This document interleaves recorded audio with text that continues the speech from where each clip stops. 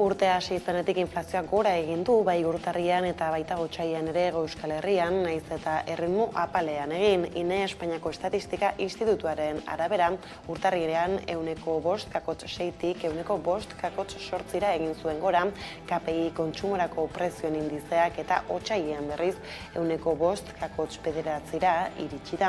Elikagaien prezioaren igoera kezkagarria da, izan ere iazko otsailean baino 15,8 garestiago izan ziren elikagaiak pasaden otsailean. 2021 batean inflazioa nabarmen gora egiten hasi zenetik indize handiena duen hilabetea izan da zuzen ere. Azpiko inflazioaren datua ere kezkagarria da. 7,5 izan baita otsailean azken urtetako handiena. Prezio aldakorrena kontuan hartu gabe kalkulatzen da azpiko inflazioa eta prezioen garestitzea ekonomiaren atal gehienetara zabaldu dela iradokitzen du portzentaje altuak. Hala ere, erregaien prezioen eta etxeko bestelako gastuen igoera moteltzen ari da pixkanaka. Erosketa saskiaren garestitza etengabea izaten ari da ordea azken hilabeteetan eta ez dirudi bera egingo duenik epe motzean. Izan ere, Espainiako gobernuak oinarrizko elikagaien beza kendu edo jaitsi egin zuen urte hasieran, baina neurri hori ez da nabaritu prezioen garestitzean. Eguerdion guztioi 12 pasata direla, iritsi da gurean gaur magazinari heltzeko unea. Ekonomia dugu gaurkoan izpide, aipatu legez inflazioak gora egin du Hego Euskal Herrian elikagaien garestitzeak eraginda. Hau baina ez da ekonomia arloarekin loturiko eguneko lerroburu bakarra, lan erreformaren gabeziak konpontzeko aukera du gaur Madrilek hain zuzen ere. Bestak beste bidegabeko kaleratzeagatik ematen den kalte ordaina 55 egunera igo nahi dute. Ez ustekorik ezean gainera PSOEk aurka bozkatuko du ailara daurreta. Bidegabeko kaleratzeagatik ematen den kalte ordaina 55 egunera igo nahi duen lege proposamena defendatuko dute Madrilgo diputatuen kongresuan. EH Bildu, Esquerra Republicana eta BNG alderdiek 2022ko maiatzen 22an aurkeztu zuten proposamena, baina ia urtebetea atzeratu da tramiterako onartzeko bozketa. Hala ere, segurena da lege proposamena tramitatzerako ez onartzea kongresuak. Lan erreformaren zeinbait artikulu aldatzea defendatuko dute 3 alderdi soberanistek, baina ez ustekorik ezean, PSEek aurka bozkatuko du. Are gehiago lan erreforma hark bultzatu zuela jakinda. Besteak beste, hau proposatzen dute alderdiek. Batetik, enpresa batek kaleratze kolektiboa justifikatzeko arrazoi ekonomikoak aldatu nahi dituzte. Kaleratze hori justifikatuta egotea nahi dute, soilik enpresak egoera ekonomiko negatibo jarraitua duenean. Bestetik, kaleratze kolektiboen baimena administratiboa aldatu nahi dute. Hala, kaleratze kolektibo hartzeko aukera egongo litzateke, bidegarritasunari eragin diezaioketen diru-sarrera arrunten maila modu frogagarrian murrizten bada. Eta horrez gain proposatu dute kaleratze bat baliogabetzat jo ahal izatea aldi baterako kontratu baten kasuan ere. EH Bildu, Esquerra Republicana eta BNG alderdientzat beharrezkoa eta presazkoa da lan eta gizarte eskubideak berreskuratzea eta hedatzea, baina oraindik ez dute bazkide nagusia, PSE konbentzitzea lortu.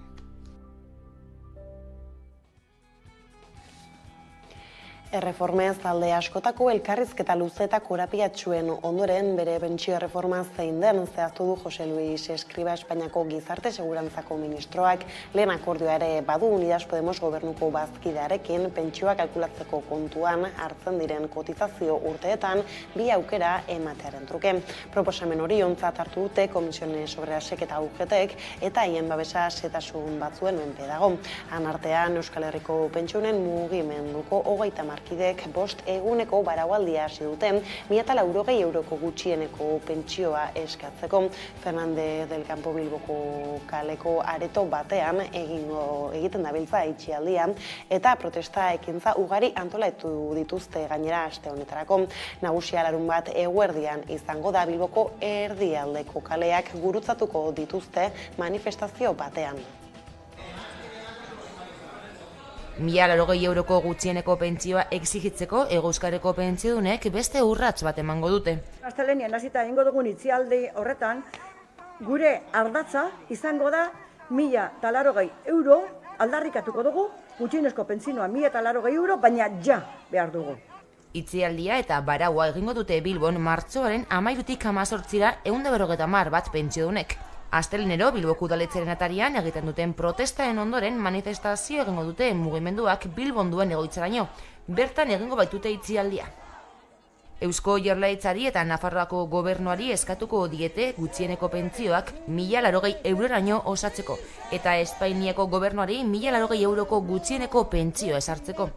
Oso simple, arrazoi desberdinak, ez da azalduko ditu. Bat, dirua badago, bai Madriden da bai Eusko Jaurlaritzan da bai Nafarroko gobernuan. Bi, Euskal Herrian 200.000 persona jubilatuak emakume eta gizon ditugu 800 eurotiken bera kobratzeuenak. Hirugarrengo arrazoia, borondatea behar da. Borondate politiko behar da hori bideratzeko. Ez dugu ulertzen inundik inora, 5 urte pasa ondoren oraindikan. Eusko Jaurlaritza ordezkatzen duten alderdi politikoek ez hartzea iniziatiba, ez gehiago pentsatzea bere komunitatean zer realitate gordina dagoen, eta ez era berean neurri konkretuak jartzea. Itzialdia eta barauaz gain, egunero mobilizazioak eta hitzaldiak egingo dituzte. Martxoaren 18an gainera manifestazio egingo dute 12etan Bilboko Eliptika plazatik abiatuta. Hego Euskal Herriko pentsiodunak batuko dira eta eragile sozial eta sindikalen babesa ere eskatu dute. Bestalde jakitera eman dute iparraldeko ordezkaritzare Bilbon izango dela. Azaldu bezala 30 pentsiodunek baraualdia zute 1.080 euroko gutxieneko pentsioa eskatzeko mobilizazio eta ekintza hastea dute hain zuzen ere, eta hortaz aritzeko kamararen beste aldean dugu Ana Mezo Euskal Herriko pentsioen mugimenduko kidea. Kaixo, Ana? Bai, egunon, kanori, egunon. Egunon, bai, buenotia horrek usten zaituztet, atzean bilduta ere, konta iguzu nola igaro da lehenbiziko itxialdi eta baraualdi eguna? Bai, atzo sartu ginen, dakizuet moduen, 12etan sartu ginen, eta eguna oso ondo izan. Egizan da, edabide asko etorri ziren, elkarrizketa asko eman ditugu, eta gaur ere horrela jarritzen dugu. Oso ondo, gero 10:30 arte, egon ginen lanean, baina hori elkarrizketak emoten, eta lako gauzak egiten, 10:30 argiak eta amatatu genituen, eta goiziko 7 arte. Eta goiziko 7 horretan hasi gara barriro, edabideak etorri, dakizuen moduan, bakotxean 30 lagun egongo gara, ezta? Baina, 30 lagun baino askoz lagun gehiago, edo voluntario gehiago, apuntatu dira baraualdia egiteko. Orden egin behar izan duguna da, danok egun guztian egon beharrean, txandak antolatu ditugu. Zegaitik, lokala berak, eskaintzen ditu, egizan da eskaintzen ditu baldintza oso ona, baina 30 lagunentzat edo, ez gehiagontzat. Eta horre ari gara, eta ikusten duzunez, orain dugu txanda baten truke hain dugu, batzuk irten egin dira, egun beteko baraualdia egin da gero, eta beste batzuk sartu dira, eta batzuk daude hemen, atzorik ona. Oso ondo. Bai, ez, ikusten da, esan duzu ez beste hainbeste ere badirela prest, borrokan gogortze horri ekiteko, eta hor, klaro, 1.080 euroko gutxieneko pentsioa eskatzeko abiatu duzue protesta bera, ez, hain justu, esan bezala jarrera gogortu egin duzu, zein da egoera, Ana? Bai, badakizue 5 urte daramagu honetan, eta, uste dugu ez da nahikoa dela, eta momentu dela 1.080 exigitzeko, baina exigitzeko zen behar dira, jente asko dago, hortik berako pensioekin, esan dezakegu Nafarroa eta EAN, guztira, ie 200.000 lagun direla, 800 eurotik berako pensioekin bizi direnak, eta horietatik, 160 egin gero, andraskoak dira. Eta, hori ezin da. Horregaitik hau da, gaurko, edo aztenetako ekitaldi honetan, baina horrek ez du esan nahi,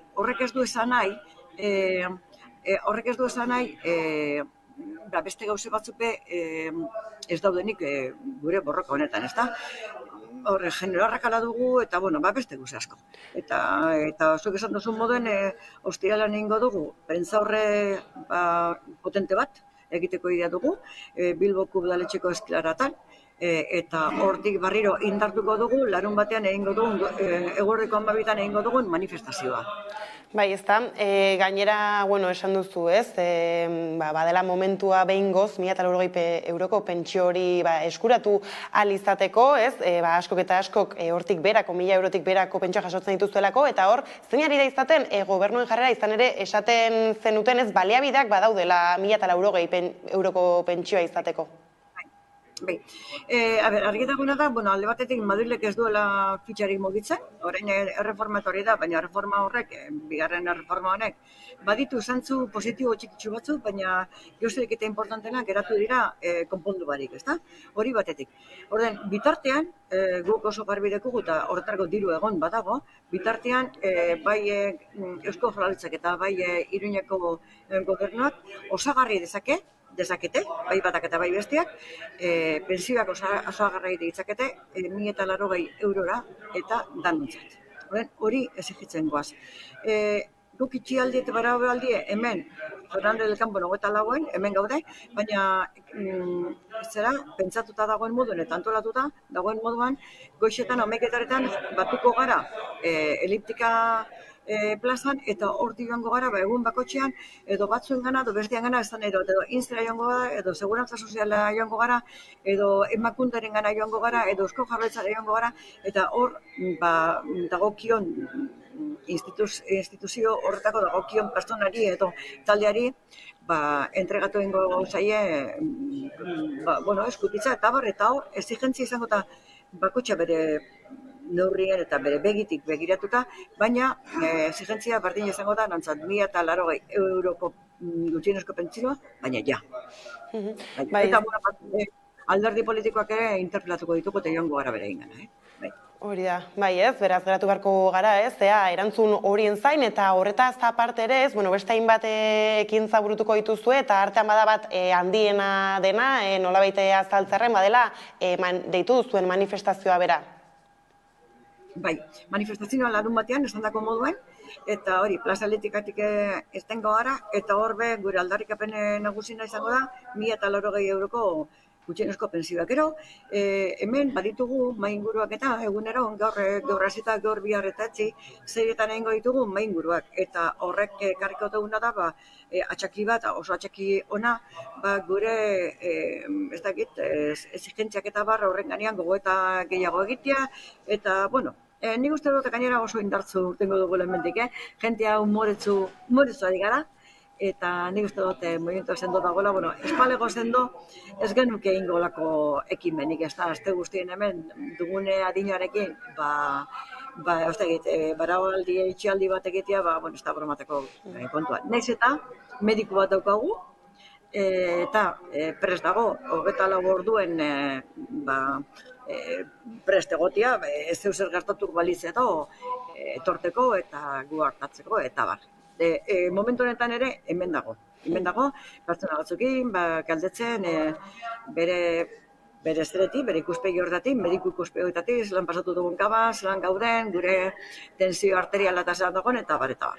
Hori da, oso ondo, Ana, gertutik jarraituko dugu mobilizazio dinamika hau, eskerrik asko gaur gurekin, ez, azalpentsoa ematearren, indarra berdin horrekin jarraitu, eta hurrengora arte. Bale, eskerrik asko, nahi duzunen arte. Zuei, agur. Tira, eta pentsioak izpide ditugula erretreten erreforma azken txampan sartu da ere, bozketa izango ote den jakin gabe. Erretretaren erreformaren azken testua astea azkenean prestatuko du batzorde paritarioak, eta ostegunean bozkatuko dute Frantziako asamblean gehiengoa bermatzerik ez badu, gobernuak ez du baztertu 59.3 artikulura jotzea. Edo nola ere, asteburua mamitsua izan da, esaterako larun batean, erreformaren aurkako 7. protesta eguna egin zuten sindikatuek, aurrekoetan baino jende gutxiago atera zen kaleran, baina hainbat sektoretan egiten ari diren grebek erakusten duten, erreformaren aurkakoek ez dutela amore emango.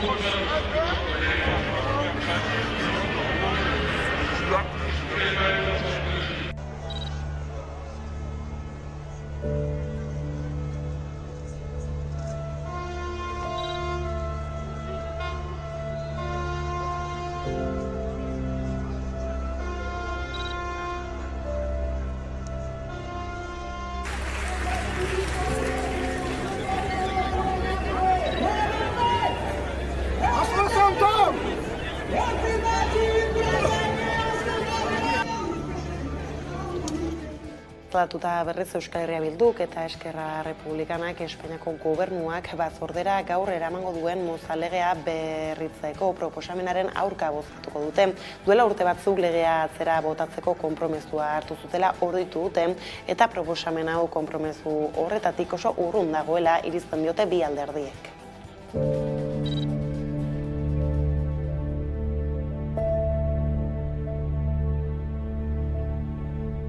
Urrun geratzen da derogatzeko konpromesutik.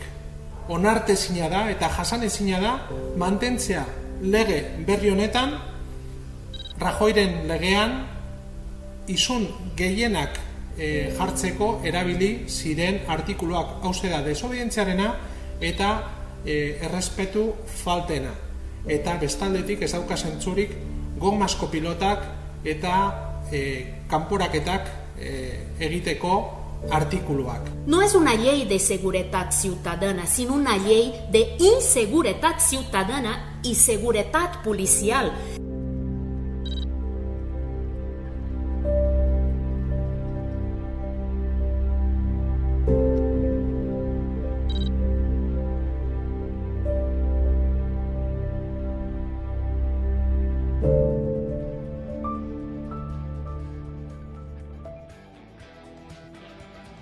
Bestaldetik Martuteneko espetxera itzularazi zituzten atzo Xabier Atristain eta Juan Manuel Intziarte euskal presoak etxeratek herenegun azaldu zuenez, Eusko Jaurlaritzako Justizia Sailak hilaren hasieran bi presoei 3. gradua jartzearen alde egin bazuen ere, Auzitegi Nazionaleko espetxe zaintzako epaitegia kontzat hartu zuen, fiskaltzak erabaki horren kontra jarritako helegitea eta horren ondorioa da bi presoen egoera aldaketa.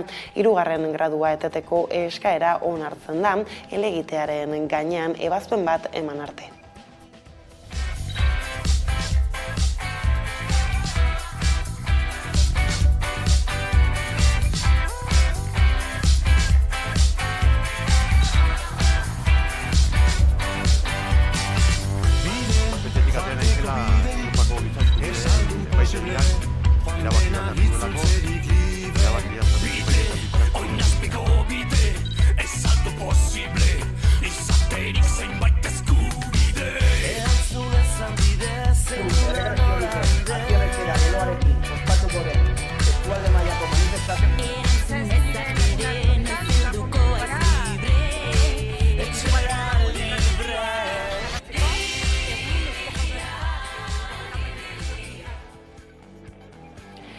Ordea azken orduetan lobi baten sorrera bihurtu da albiste. Eusko Jaurlaritzak makroeskualde Atlantiko baten gisa kokatu nahi du Kantabria, Asturias eta Galiziako gobernuekin batera.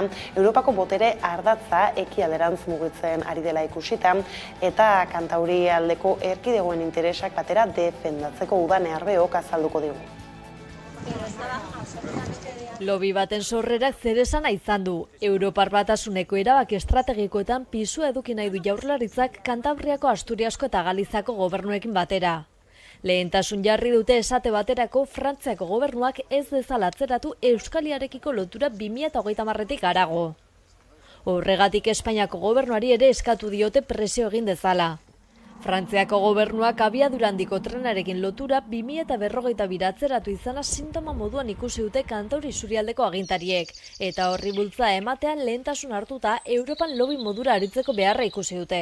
Guk nahi duguna da, hortik aurrera eta baita hemendik aurrera ere, bai gizarte ekonomi eragileekin olako loturak egin alizatea, 4 autonomi erkidegoetako gizarte ekonomiko eragileekin eta beste lobi bat sortzea, zentzu horretan, amankomunean diren gaietaz beraiek ere gure lidergoarekin batera landu dezaten.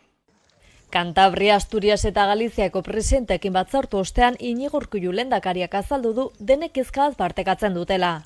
Uste dute Europako botere ardatza ekialderatz mugitzen ari dela ardatz atlantikoaren kaltetan, eta beraz pisu galdu dezaketela 4 lurraldeotarako aurreikusitako proiektu estrategikoek. Honen aurrean indarrak batzea erabaki dute. Baina nahi duguna da jauzi kualitatibo bat izatea eta makroeskualde bat sortzea. Arriskoan ikusten dituzte ez bakarrik Euskaliarekiko lotura, baita hidrogeno korridoraren konexioa eta trantsizio ekologikoari lotutako bestelako plan batzuk ere. Eta bultza egin nahi horreta Madrili ere eskatu diote presio egin dezala kontuan hartuta gainera Espainiarena izango dela Europako Kontseiluaren presidentetza datorren uztailetik aurrera. Baina presiorik eta lobby talderik ez du nahi Moncloak, hala adierazi du Denis Itxaso Espainiako gobernuko ordezkariak eta ziurtatu du ari direla lanean eta gainontzeko estatuekin lankidetzan ere bai proiektu hori guztiak aurrera atera daitezen.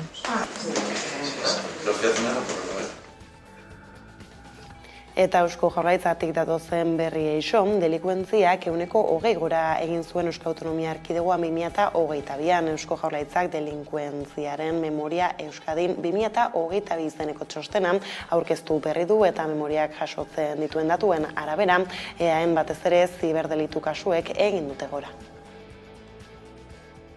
Josu Erkorekak segurtasun sailburuak delinkuentziaren memoria Euskadin 2022 txostena aurkeztu du.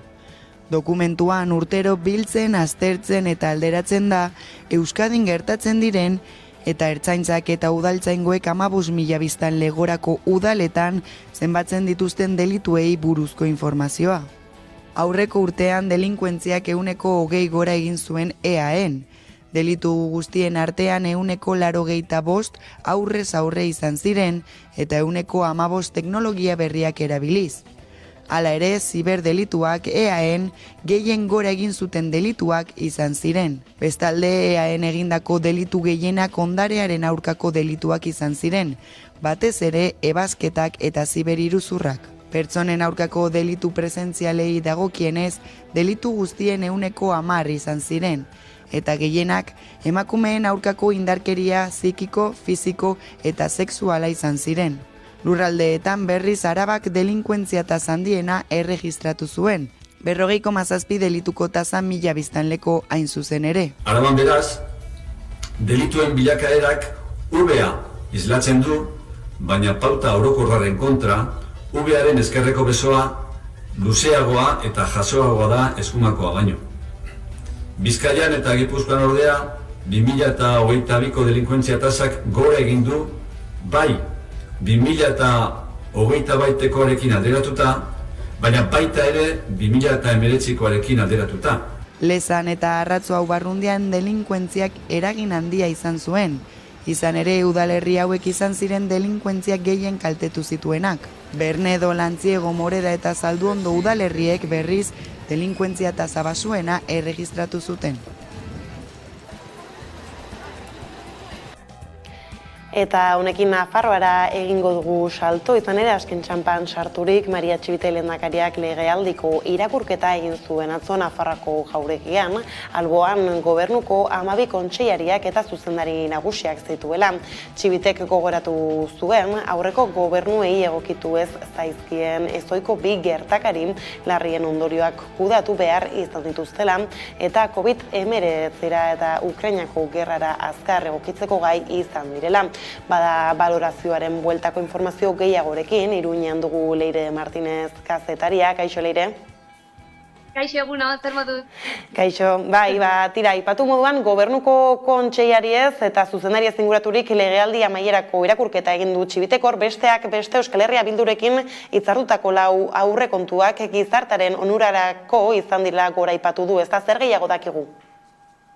Bueno, erranduzun gixan, 3 asteren buruan parlamentuko jardunak eten hartuko du, eta dagoeneko hasi da hauteskunde aitzin kanpaina, eta nabaritzen da hori ere Iruñako karriketan, eta erranduzun gixan ere, atzo Nafarroako Txibite lehendakariak legegintzaldiaren balantzea egin zuen, eta bertan ekitaldi instituzional bat egin zuen, non aipatu zuen COVID eta Ukrainiako gerra izan zirela oztopo nagusiak, baina bereziki bere alderdi fuerteak edo izan zirela HTA eta Nafarroaren ubidea. Eta Txibitek bertzaldez du autokritikarik egin, osasungintza eta hezkuntza publikoko kudeaketarekin preziski azken hilabeteetan aldarri gehien izan dituen sektoreak izan direlako, eta posizioak dagoeneko kritika zorrotzak egin diziote Txibiteri, adiraziz ekitaldia kanpaina politiko mozorrotua izan zela. Hemos ejercido la política de la mano tendida y sin renunciar a nuestros valores progresistas, la centralidad que representa este gobierno nos ha permitido ganar apoyos a derecha e izquierda del arco parlamentario. Este gobierno de Navarra ha sido garante de ese bien común que es lo público. Bestaetik, Maria Txibite Nafarroako gobernuburuak jakinarazi duenez, Nafarroak datorren uztailaren lehenengoan hartuko ditu trafikoko konpetentziak. Azaldu du Nafarroarentzako egun handia izango dela, erkidegoarentzako aldarrikapen historiko bat lortu delako, ezta? Bai, Nafarroako trafiko eskumena foruzaingoak hartuko du uztailaren lehendabizikotik aintzin.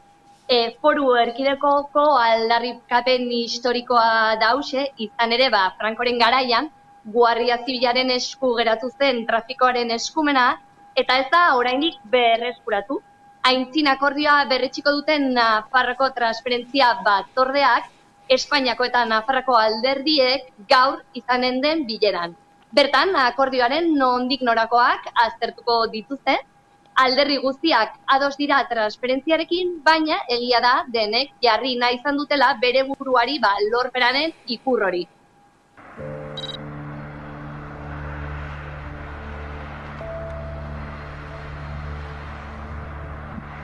Será efectivo a partir del 1 de julio.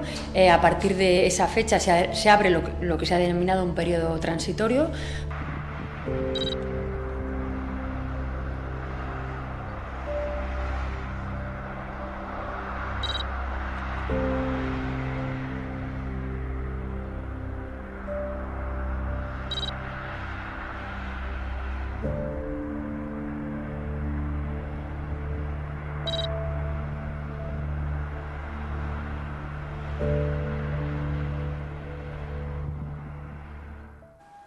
Eta bukatzeko kirol arlora egingo dugu salto leire, izan ere Iruñeko udalak, Nafar gobernuak eta pilotaren sektoreko ordezkariek Iruña pilotaren munduko hiriburu bilakatzeko proiektua aurkeztu dute Labrit pilotalekuan, ez? Zein da asmoa?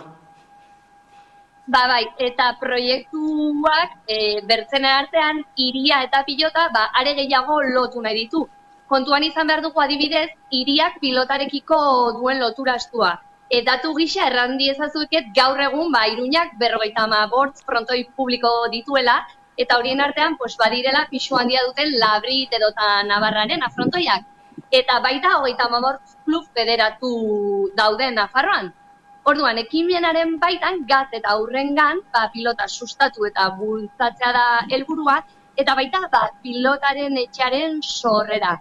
Non eta azken honetan pilotaren ikerketa, kongresuak, eta pilotarekin harreman estua duten lurraldeen topaleku izan nahi du pilotaren etxe honek. Eta, ea hemendik aitzin proiektuak forma hartzen duen eta aurrera egiten duen. Iruñeak pilotaren munduko hiriburua bihurtu nahi du. Eta horretarako, Iruñeko udalak, Nafarroako gobernuak eta sektoretako ordezkariek Iruñea pilotaren munduko hiriburua proiektua aurkeztu dute Labrit pilotalekuan. Haunitzetan, gertatzen ez bada ere, alderdi guztiek bat egin dute proiektuaren proposamenarekin. Bai, baina hori da igual pilotak izan dezakena, ez? Hori da, eta batez hori da pilotak izan behar duena, ez? Politiko ebisa talde batera utzi eta pixkat aipatu duena ere, bai, ez? Nik uste, pilotan ere, pilotaren barruan ere, klubak daude, pilota enpresak, modalitate desberdinak, eta gero, politika ere batzutan sartu egiten da, orduan, nik uste proiektuenek izan dezaken galezori garrantzitsuena hori dela, ez? Bertzeren artean, egitasmoa, pilota tokiko eta eskualdeko erreferentzia, kultur, kirol eta ekonomia eragile bihurtzea izanen da. Haur eta gazteengan paratu dute fokua. nik uste bai horrelako proiekturen batek indarra eman dezakela, ez, haurtzaroan, bai neskak bai mutilek kirola hautatzerako momentuan, zer aukeratu galdetzen dutenean bere buruari, komunikabideetan edo kaletan presentzia izateak, nik uste hautatze prozesu hortan eragin dezakela, pixkat ikusarazteko bai. Ordezkariek aurkezpenean azpimarratu dute Iruñea pilotaren sehaska izan dela eta polita litzakela proiektuak argia ikusiko balu. Ondo da, Leire, honekin hemen utzi behar dugu konexioa, eskerrik asko eta hurrengora arte. Aio, izan ongi. Eta honekin iritsi da gurean gaur magazinaren lehenbiziko atalaren bukaera. Gaurkoan Jokin Rebila ongi etorri errefuxiatuak plataformako kidea izango dugu gurean, gonbidatu nagusi gisa, beraz ez daitezte urrutzi joan, laster baikara bueltan.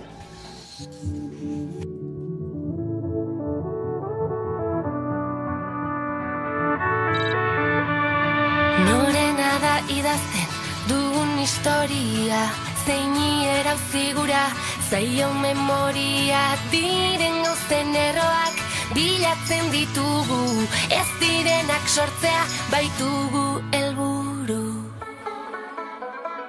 Horretan, marraztuko ditugu galdera, erantzuna bekintzak berak nor dabil zaintzen, nor lanean, nor dabil lantzan, sukaldean plazan.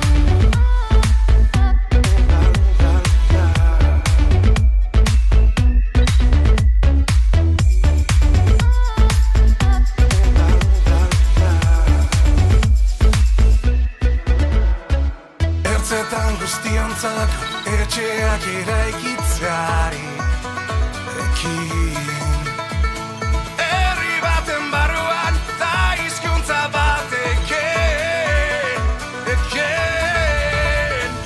Horretan, marraztuko ditugu galdera, erantzuna bekintzak berak nor dabil zaintzen, nor lanean, nor dabil lantzan, sukaldean plazan.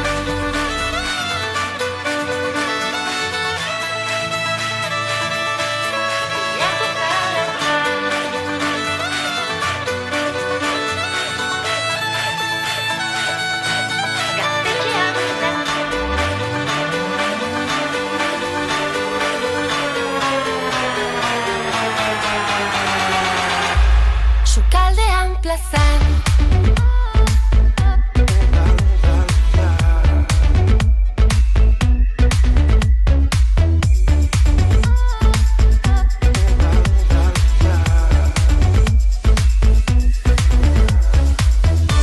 Bizitzeko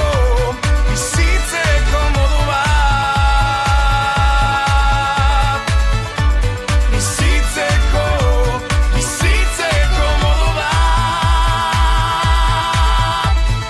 Hormetan, marraztuko ditugu galera, erantzuna bekintzak berak nor dabil zaintzen, nor lanean, nor dabil lantzan.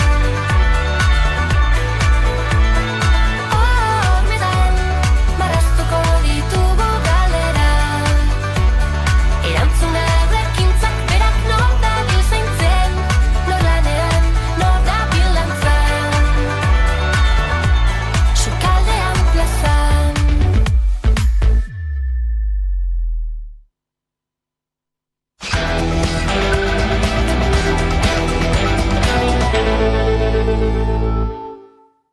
Maiterdiak pasata iritsi da eguneko elkarrizketa nagusiari heltzeko unea, eta horretarako gaur dugu hemen gurekin Jokin Rebila ongi etorri errefuxiatuakeko kidea. Ondo etorri, Jon. Jokin, barkatu. Bai. Tira, hasteko, ez azken egunotan iritsi zaigun berri bati helduko diogu, izan ere, 47 pertsona zeramatzan txalupa bat ondoratu eginda Libiako kostaldean, ez? Eta hor badirudi, salaketa guztiek irudikatzen duten ez, Italiako gobernua ari dira, ez, errudun egiten, izan ere, kasik, ari delako uzten eta utzi duelako bertan, 30 lagunetik gorako heriotzak. Nola iristen dioztu horri? Ia egunero badaude berriak, Ez da bakarri gobernu italiarra orain eskumakoa dela, baizik eta da Europako politika osoa. Egunero, ia badaude hildak, egunero daude desagertuak hori inorrez du aipatzen, desagertuak kontatzen baldin baditugu ez dakigu zenbat milaka personak, azken 10 urte esaten dute 20.000 eta piko hil dire Mediterraneoan, horrezegatik da tragedia itzela eta Europa beste aldetik begiratzen du. Ez bakarri beste aldetik baizik eta finanziatzen du mugak teorian protegitzeko, egin du Frontexeko polizia Europako menpe dagoena, han gastatzen dute diru pila eta daude akordiok impresentable gobernuren artean bakarrik ez jendea nahi duena Europara heldu ez lortzeko. Eta horretaz ez, edo horrekin lotuta ez, uste duzu badela laster horri bueltarik ematerik ez, izan ere badirudi ez, eskumako politika hauek eta migrazioarekin lotuta bereziki ez, geroz eta normalizatuago daudela ez, eta izan hori Europa mailan eta gertutik ere ikusten ditugu ez, hemen esaterako gurean ez, zenbat jende hilden ez da adibidez Hendaia eta Irunarteko mugan. Bai, baina zabalduta dago, como que ez dago beste remediorik, como que ez daki castigo divino dela, ez daki zer, porque zergatik ez dute neurriak hartzen. Bai Hendaia, bai Irunen, jendea kalean gelditzen da egunero, desesperatuta daude, muga itxita dago, eta Eusko Jaurlaritzako giza eskubideko zuzendaria, esaten duen, muga zabaldu behar dutela, baina hori dago bere eskuz. Baina bere eskuz dagoena da benetan jendea ez lo egitean kalean, jendea eukitzea janaria, eukitzea garbitzeko eta eukitzea dana. Eta hori ez dute egiten, eta bitartean desesperatuta daudenean zer egiten dute, saiatzea, bidasoa gurutzatzea, hiltzen dute, edo trenbidetik aurrera, etortzen da tren bat, eta bebai, batzuk hilda eta bestea zaurituta. Eta responsabilitate guztiona da, baina bakoitza bere esparru, bakoitza bere neurria. Bai, ez da izan responsabilitate politikoa bera hor dago, ez? Eta, Eusko Jaurlaritza aipatu duzula, orain gutxi ere ez, mezu bat helarazi diezue, ongi etorri errefuxiatuak taldetik, izan ere, oin hauteskundeak datozela, ez? Aldaketa batzuk egin dituzte, eta orain Artolazabal Gasteizera, ez? Gasteizu alkate gai gisa presentatu da, eta ordea, Nerea Melgosa dugu orain aurrerantzean berdintasun, justizia eta gizarte politiketako sailburu, ez? Nola, edo ze iritzi duzu ez aldaketa honetaz? Aldaketa honetaz ez da harrigarria, egiten dute nahi dutena, eta total, bestea, aholkularitza moduan zegoen konsejeria berean, horrezegatik, zer egin dugu? Idaztea, idazki bat, Artolazabal, bere erresponsabilitate zein zela, nola ez du bete bere legea, servizio sozialeko legea, cartera de servicios y de prestaciones legea, eta lehenengo plan estrategiko bebai. Dana hori derrigorrezkoa da, haiek idatzi dute, enkargatzen dute, eta idazten dute batzuk oso ondo, baina gero ez dute betetzen. Zer ez dute betetzen? Ez dute betetzen, servizio nola emon behar dute, nola atenditu behar dute, eta hori, gero udaletxeak kudeatzen dute lehenengo harrera, lehenengo harrera. Eta bigarrena Foru Aldundian. Eta Eusko Jaurlaritza daukabe responsabilitate batzu. Bilbon lehenengo harrera da desastre bat, deitzen da esmuz, eta jendea ezin dela joatea lagunduta, hala eta ez hitz egin eserrez, ez euskeraz, ez erderaz, joaten dire bakarrik, eta nitzetzen dire batzuk ez dakite ezebez, baina legea esaten du beste gauza. Informazio behar dela, valorazioan eman behar dela, ez bada zure kompetentzia beste lekura bidali behar duzula, lehenengo arreta egin ostien, bigarrena, Foru Aldundia bidali, porque dire, hau, hobeto tal. Eta irakurtzen baduzu dokumentu guztiak, letra, badago, baina gero ez dute betetzen. Horrezegatik hori Artolazabali esan diogu, ez duzu bete, eta adibide bat jarriko du. Badakizu hau jendearen izango da un rollo, baina lehenengo plan estrategiko amaitu zen 2019an. Eta hori suposatzen da, legea esaten du, urrengo egin behar duzu, berehala. 2020an ezen egonen, ez ebez. 2001an egin zuten valorazioa, lehenengo plana, eta esaten du, ia dana egin dugu nahiko ondo.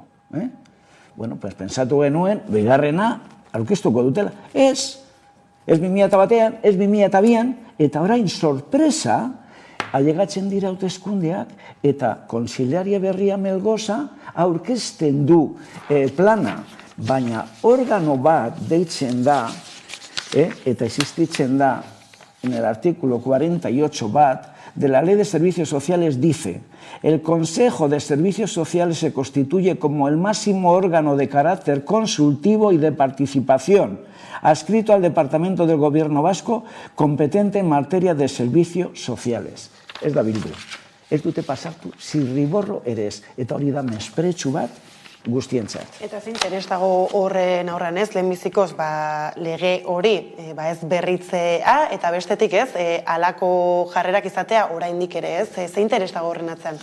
Horren atzean, egiten dute nahi dutena, damatxate 40 urte, baino gehiago haiek kudeatzen dana, eta bueno, pues oso zoriontsua dire, gero llegatzen dira hauteskundean, no, ez da bakarrik responsabilitate Bilbokoa, porque el efecto llamada ez dakizer, pero resulta que si Bizkaian daude 11 municipio, 30.000 biztanle baino lehenago gehi legea aipatzen dena, eta haiek responsabilitate daukaten kudeatzeko gauzak, edo mankomunidade 50.000, gehien kudeatzen ditu PNV-ek. Horrezatik da, haien jendea, baina batzuk ez dut, no, eske hori beste batzuk egin behar dute, baina nun dago hori, horrezatik ikusten duguna da, eta guk asko bidaltzen dugu instituzioei argitzeko edo erantzuteko, eta ez dago erantzunik, ez dago erantzun. Kasu honetan ere ez duzu erantzunik kaso beraz, ezta?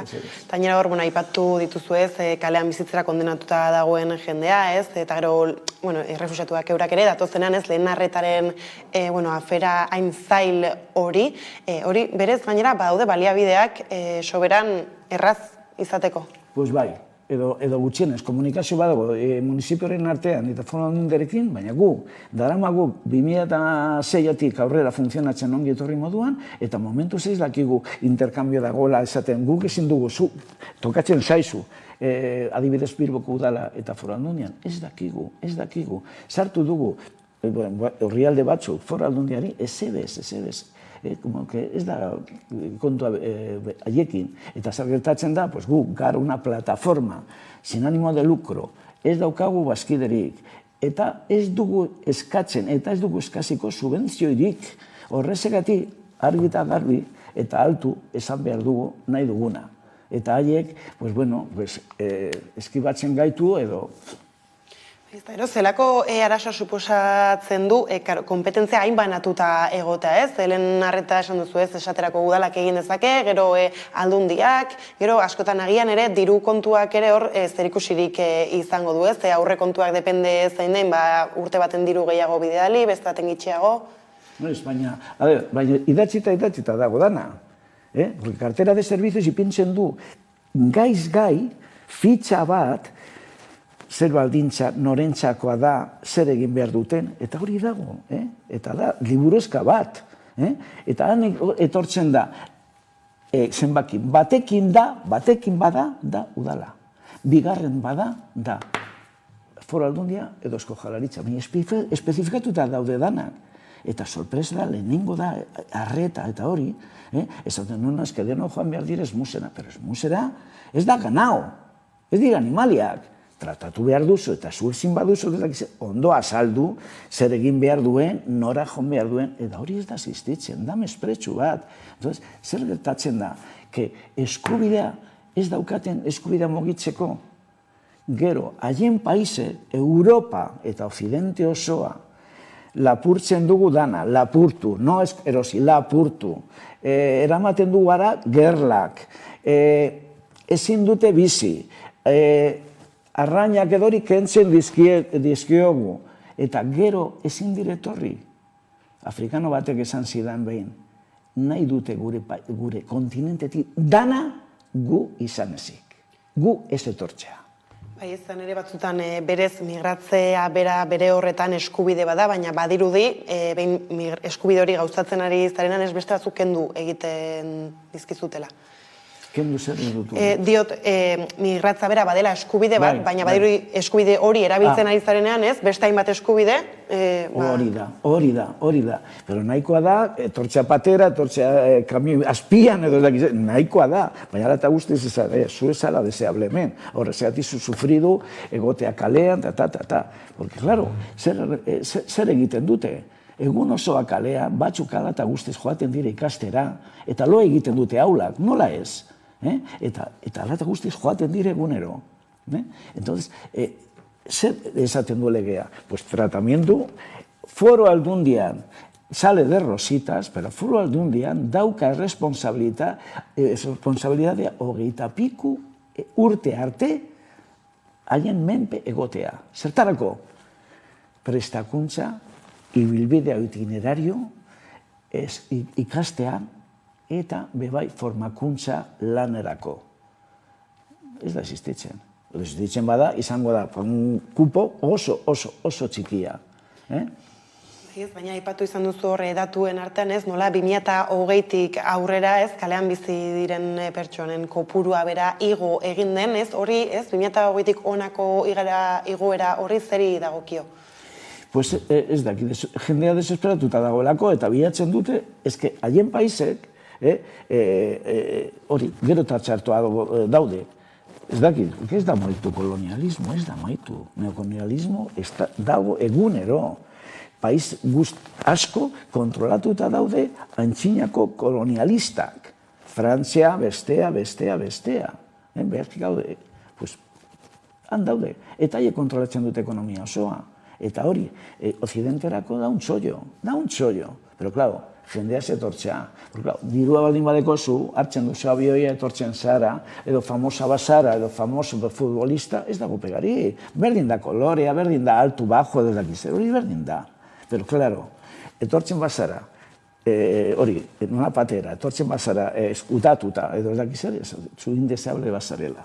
Eta, bueno, esaten dute jende pila sobratzen da munduan, hori kapitalistak eta la Lagarde behin el Banco Mundial esan zuen, claro, es que bizi gara gehiegi, jende gehiegi.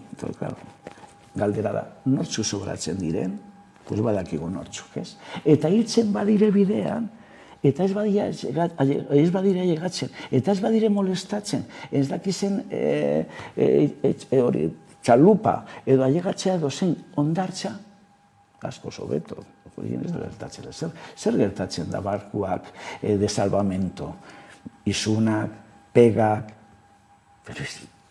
eta batzu dire, voluntarioak, kobratzen dute gitzi, dire ONGs, edo pegak. Eta gobernua, zer gertatu zen Melilla, eskandalagarria izan zen, grabatuta eta guztiz, zer esan du Marlaska? Marlaska ezagutzen dugu, inoiz ez zuen ikusi tratu txarra edo torturak, nola ikusiko du orain beltzak edo besteak txarto tratatuta daudela. Ez du ikusten. Ez da, erantzunkizun eza ez, une oro errepikatzen den zerbait da, ez, eta gainera ez, heriotzak direnean ez berez lehen bizteko eriotza batek inflexio puntuat markatu barko lukeenean, ez dakit kalean ere ez, ikusi ditugu azken hilabeteetan ere ez, nola jendea hil egiten den egoera, horretan egon behar izatera ez, derrigortuta egon, eta gero, eta esaten da batzutan agian ez, naturalki hil egin direla. Ja, claro, bai. Como que han esan egon baldintzak egoteko lasai, eta, bueno, kasualitatez hil ziren, hogeita ez dakizen bat. Tarajal, botatzen zuten airea, nola airea? Jendea han egon zen, itxasuan, gara egiten, igeria egiten, eta han gelditu ziren 14 da 15. Eta sobreseído, epaiketa, gero zabaldu zen berriro, eta berriro sobreseído. Ez dago pegarik, Horrezegatik desesperantea da, eta sensibilitate gerotak bitxiako dekogu zergatik, porque erruduna dire haiek, pobreak, eta etortzen dira dire errudunak. Eta niretzako edo guretzako ongi etorrientzako da triste gizartea poliki jaten du hori eta esaten du, no, eske haie daukaten errua, erru guztia haiena da. Berdin da, eguzkia edo euria egiten duenean, haien errua da bebai. Hori da triste. Eta, klaro, zer egin behar dute instituzioa? Kontzientziatzea gizarteari, que hori ez dela egia. Que ez dela egia. Ez dire etortzen bakarri lapurtzeko, que ez daki zer. Eta, egitea, ley de extranjeria kentzea de una puñetera vez, que mantentzen du ilegalak 3 urte, eta egitea, legea, adibidez, antirracista bat, eta leku bat, salaketa guztiak eta pasada guztiak salatzeko, hori Nafarroan egiten ari dira, ez dakit lastera maituko duten, pues hemen komunidad honetan egin behar dute. Baina, adibidez, EAN ikusten duguna da azken aldian adibidez legei dagokienez, segurtasun arloko legeak, ez? Behin eta berriro gaina normalean jende arrazializatua, persegitzeko izaten dena, ez? Eta ikusten dugu kalean bizien jendeari ere, agian gauzak, ez? Bakarrik dutela igual ez dakit, ez? Toki txiki bat euren gauzekin eta horrek ere kendu egiten direla, ez? Eta guta. Hori, gertatu zen orain dela, bueno, data ez dakit. Barrido egin zuten Bilbon, eta leku guztietan lo egiten zutenean joan ziren. Munipaz, Zaramako kamioiarekin, eta posible zela eramatea motxila. Eta han usti zuten dana Zaramara. Eta Zaramaren artean pasaporte bat bebai edo batzu. Eta gero, han zegoen txabolia bota.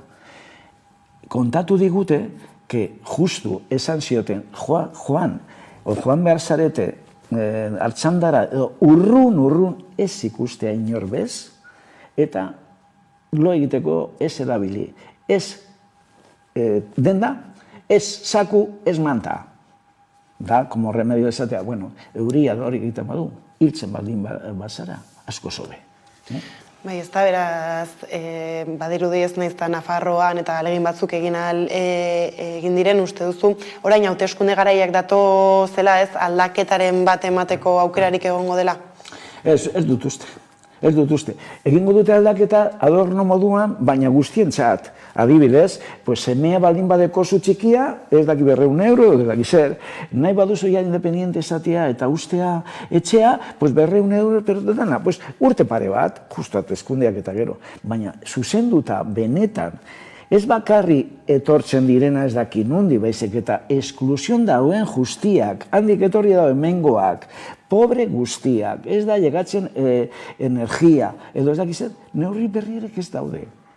Daukaten como un colchón han, eta ja, perspektibaz esaten dute ondo daukatela, irabaztea berriro, oso lasai daude. Zergatik, jende asko, migrantek ez dute bozkatzen. Asko eta asko. Ez da haien klientela, horrezagatik ez daukaten pegarik. Hala ere ez, azken urte honetan ez, Ukrainako gerrarekin ez, inbasioa berriz ere ez, hasi zen horretan, beste migrazio fluxu berri bat edo ez, ikusi dugu eta hor bai, erraztasunak eman direla beste momentu batzutan ez dienak ireki ez, horren zelako balorazio egiten duzue? Que da gara klasistas eta racistas totales. Zergatik, hau edo piarra dire, zuria, begi urdinak, eta ez daki zer. Eta besteak ez daukaten eskubide berbera. Eta haue, hori, ley de extranjeria eta kampaina egin zen sinadura milaka eta milakekin erregularizazio egiteko, eta kongreso zer esaten duen, Madrileko kongreso, baitartean ez duten neurririk hartu.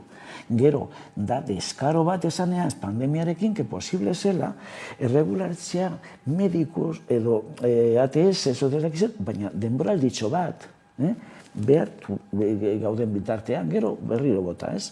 Horrezagatik da jolastea jendearekin, eta denakin egiten badute, egin dute Ukrainiarro, eskubidea daukaten beba, nik ez dukentzen ez ebez, pero zergatik ez dute egiten dana berdin, eta jendea, eta umearekin etortzen direnak urrengo egunean posible baldin bada klasera joatea, eta bestea posible baldin bada beba lana egitea, zergatik ez? Zergatik ez, baina ez dute aldatu ez ebez. Gehiago, uste du, ukrainiarrak eukitzeko leku batzuk, besteok kendu dute.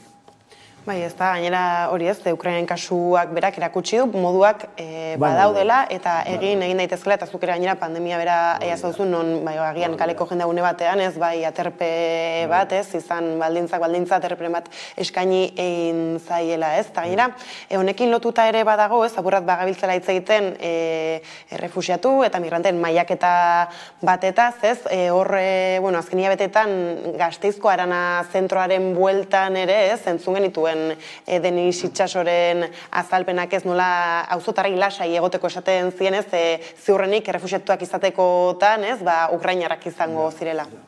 Da jolastea, niretzako penagarri izan da hori, alde batetik dire sozios, leku guztietan, PSOE eta PNV, eta esatean da, no, eske gu daukagu plan bat, hori harrerako plan, edo ez dakiz zer, bestea esaten du, no, pero nire kompetentzia da. Nik ez dut ezagutzen munduan zehar, 40 urte eta gero, jarraitzea kompetentziekin, trasvase de competencias, estatutik komunidad autónomara, eta 40 urte eta piku lortzen badute bat, esatea triunfo bat dela. Baina, zer tomadura de pelo da. Zergatik PNV, orain eskatu du dirudienez, orain eskatu du que acogida, kompetentzia posible zela onartzea. Zergatik egon da negoziatzea 40 urte estatuarekin eta orain arte hori ez du planteatu? Katalunian badaukaten hori aspalditik, kompetentzia. Zer da? Joku politiko bat, orain emoten duteke, esaten duzu gauza bani beste bat ala eta bazkideek izan, baina sustraian daude ados, eta jolasten dute jendearekin.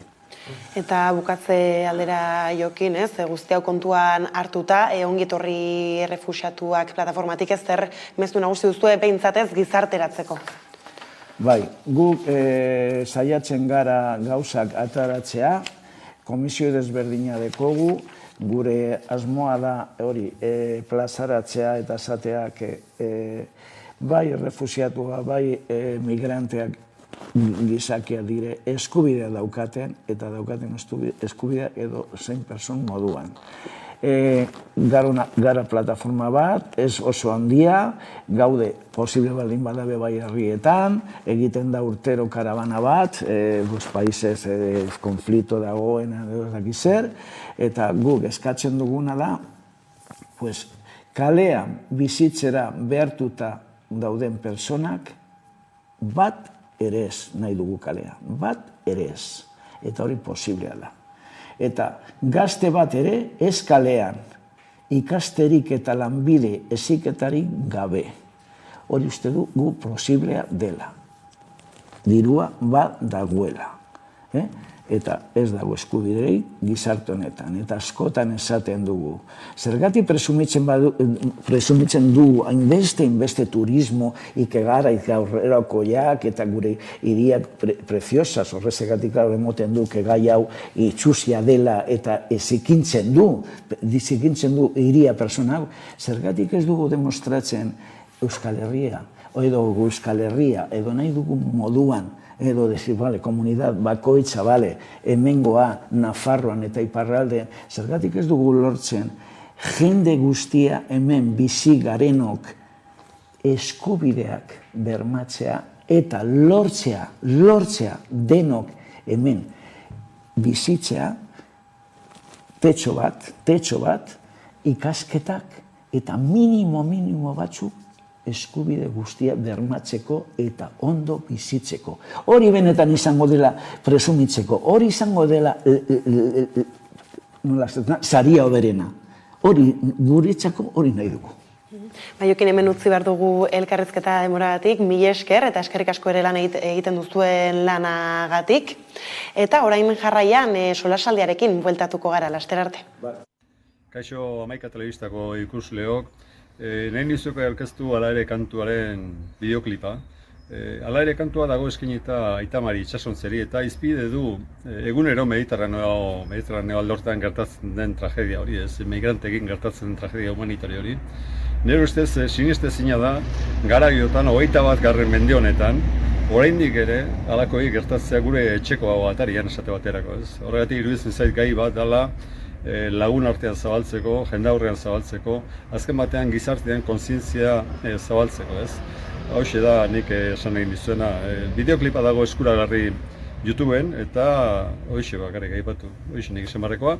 Eskerrik asko, nahi duzuen arte eta ondo izan. Aio!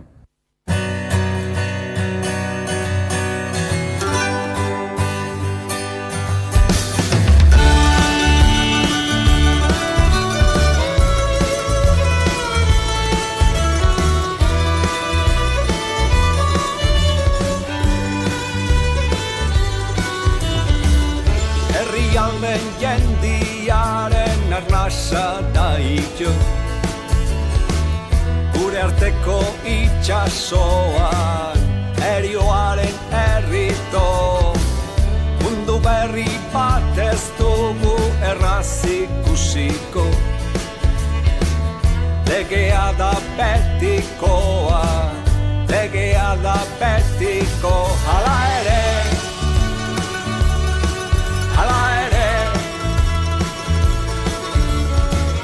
legearen gaindik doaz, legearen gaindik gaur, hala ere,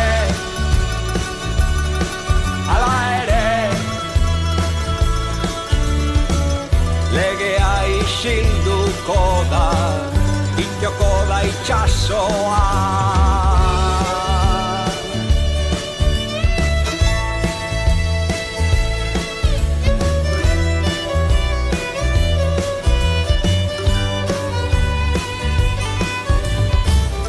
Ala beharrez behin da berriz dira etorriko, daiala bizikoa, nahi bada biziko, bakearen bizitzarik etzai eskainiko, legea ekarriko da, hori da lehen biziko, hala ere,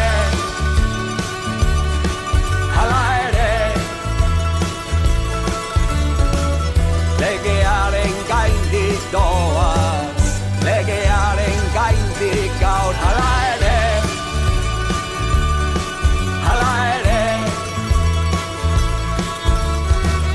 legea isilduko da, itxoko da itxasoa.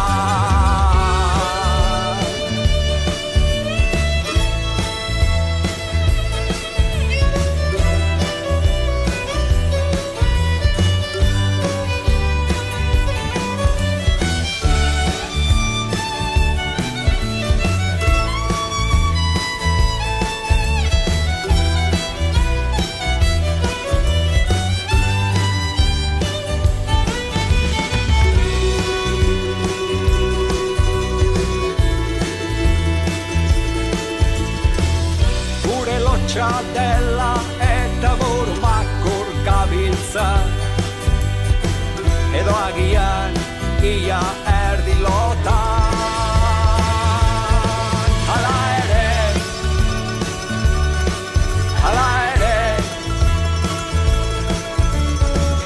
legearen gaindik doaz, legearen gaindik gaur, hala ere,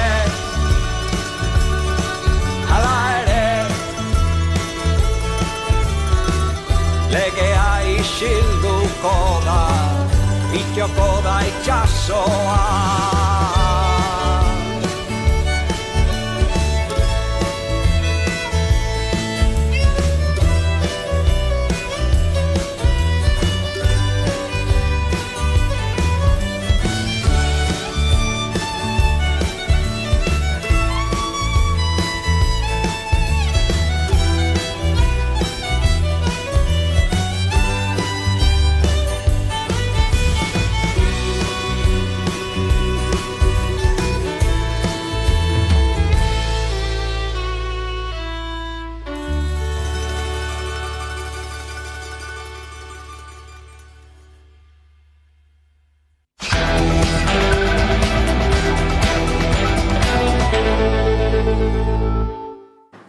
Tira, eberdiko ordu batak pasata dela, iritsi da eguneko solasaldiari heltzeko una, eta horretarako gaur ditut hemen nirekin, Maialen Ferreira eta Carmelo Landa. Ondo etorri. Eskerrik asko. Eta hasteko, Bilbo bertan gaudela, hemen inguruan, hemendik gertu, badira itxialdia eta baraualdia egiten pentsiodunak, egunotan eurekin izan gara, beraz daukagu bideo bat ikusteko ez zerraldarrirekin ekin dioten halako protesta bati, eta gero helduko diogu gaiari. Itzialdia eta baraua 1.080 euroko gutxieneko pentsioa exigitzeko. Beste urratz bat eman dute eta astebeteko protesta abiatu du Euskal Herriko pentsionen mugimenduak. Kotraino gaude, orain dela 5 urte pasata, hasi ginen eskatzen beste neurri batzuen artean, 1.080 euroko gutxienezko pentsio moduan, eta guretzako garaia. Denbora iritsi da behin betikoz konpontzeko kontu hori. Egunero, txandaka, 30 pentsiodunek baraua eta itzialdia egingo dute. Guztira, 150 lagunek parte hartuko dute. 200 zeuden protestaldian parte hartzeko prest, baina kopurua murriztu behar izan dute leku arazoengatik. Ia 200.000 pentsiodunek 800 euro baino gutxiagoko pentsioa kobratzen dutela ohartarazi du mugimenduak. Ia 200.000 lagun daude, bai Nafarroa eta Erkidego hau kontuan hartu egiten badugu, ia 200.000 lagun, eta horietatik 154.000 edo emakumeak dira. Hori, gaur egun izan edo, 21. mende honetan eskandalosoa da hori. Gu bizigaran tokian esan nahi dut, hau da Europako mendebaldea honetan, eta hain justu gure Erkidego bi hauetan dirua egon badago. Behar den gauza bakarran ikuste dutela momentu honetan borondate politikoa eta gero, normatiba bat edo zerbait egitea osagarritzeko. Pentsioa 1.080 euroraino osatzeko eskatzen diete Jaurlaritzari eta Nafarroako gobernuari. Bestalde, Escribá ministroaren pentsio erreformaren bigarren zatia kritikatu dute pentsiodunek. Escribak azaldu dituen proposamenak hortidoaz, horrek esan nahi du gure ekimenak baduela ondorioa eta emaitzak ematen ari direla, ez bakarrik pentsio gutxienekoa, baizik eta genero arrakaldari ere kaso egin diote, baina ez da nahikoa. Beraiek esaten dutena, hemendik 2027 urte arte gehiegi da. Nahi dugu hori bere alaxia, nahikoa da. Bai, ez hori da esaten nahi zona, nahikoa dela eta badala ordua, ez, 1.080 ez, aldarri hori egi bihurtzeko izan ere, izta pentsioen bueltako aldarriak aspaldetik etorri, orain 5 urte ez, Euskal Herrian antolatu zirenetik hori izan da eskaria bera. Bai, hori da, ez, eta, eurak esan azaldu duten moduan Euskal Herrian, 200.000 pertsonak, 80 euroko pentsio baino gutxiago jasotzen dute, ez, eta emakumeen kasua, larriagoa da, orainik ni bebai atzo egon nintzen, zuekin, aiararekin, bertan, pentsiodunekin, eta asko kontatzen zuten, oso pentsio gutxi jasotzen dutela, eta azkenean egoera oso latzak bizitzen ari diela, ez, eta emakumeen kasuan asko esaten dute, jendia pentsatzen dau, guk ez dugula pentsiorik jasotzen, ez dugulako lan egin, baina ez da egia. Askok egin dute lan, baina gehien bat zaintza sektorean, eta bai garbiketa sektorean, etxeetan garbitzen, edo ume txikiak, edo pertsona nagusiak zaintzen, eta ez zituzten ez kontraturik eta ez prestaziorik ez, eta horregatik ez dute jasotzen pentsio oso handiak, ez, hori bai, komeni litzateke jentia jakitzea, ez? Batzuke pentsatzen dute edo esaten dute, azkenean pentsioak da euren bizitzan, premio bat moduan, baina ez da egia, baizik eta, da eskubide bat, eta eurak, badakigu zen nolako pentsio oso txikia dute, eta bebai esaten dute ez, gu bebai hemen gaz, halako gauzak egiten zuentzako, ez? Azkenean gazteok ez duzute, pentsiorik ez izango lan jarraitzen badute, ez? Hemendik ez, nola ikusten duzu? Bai, niri lehenengo azpimarratuko nuke pentsiodunen mugimenduak hemen Ego Euskal Herrian daukan izaera berezia, ez da? Da bereziki Bilbon da Bizkaian hartzen duen forma hori, oso konparatuz esate baterako Frantziar estatuan, iparraldean bertan, baina oro har Frantziar estatuan, ez da? Olako puntualki mobilizazio erraldoiak egiten dira, grebak eta bar, baina hemen aldiz, astero eta aspalditik mantentzen den mugimendu iraunkor da, eta forma oso bereziak hartzen dituzte, ezta?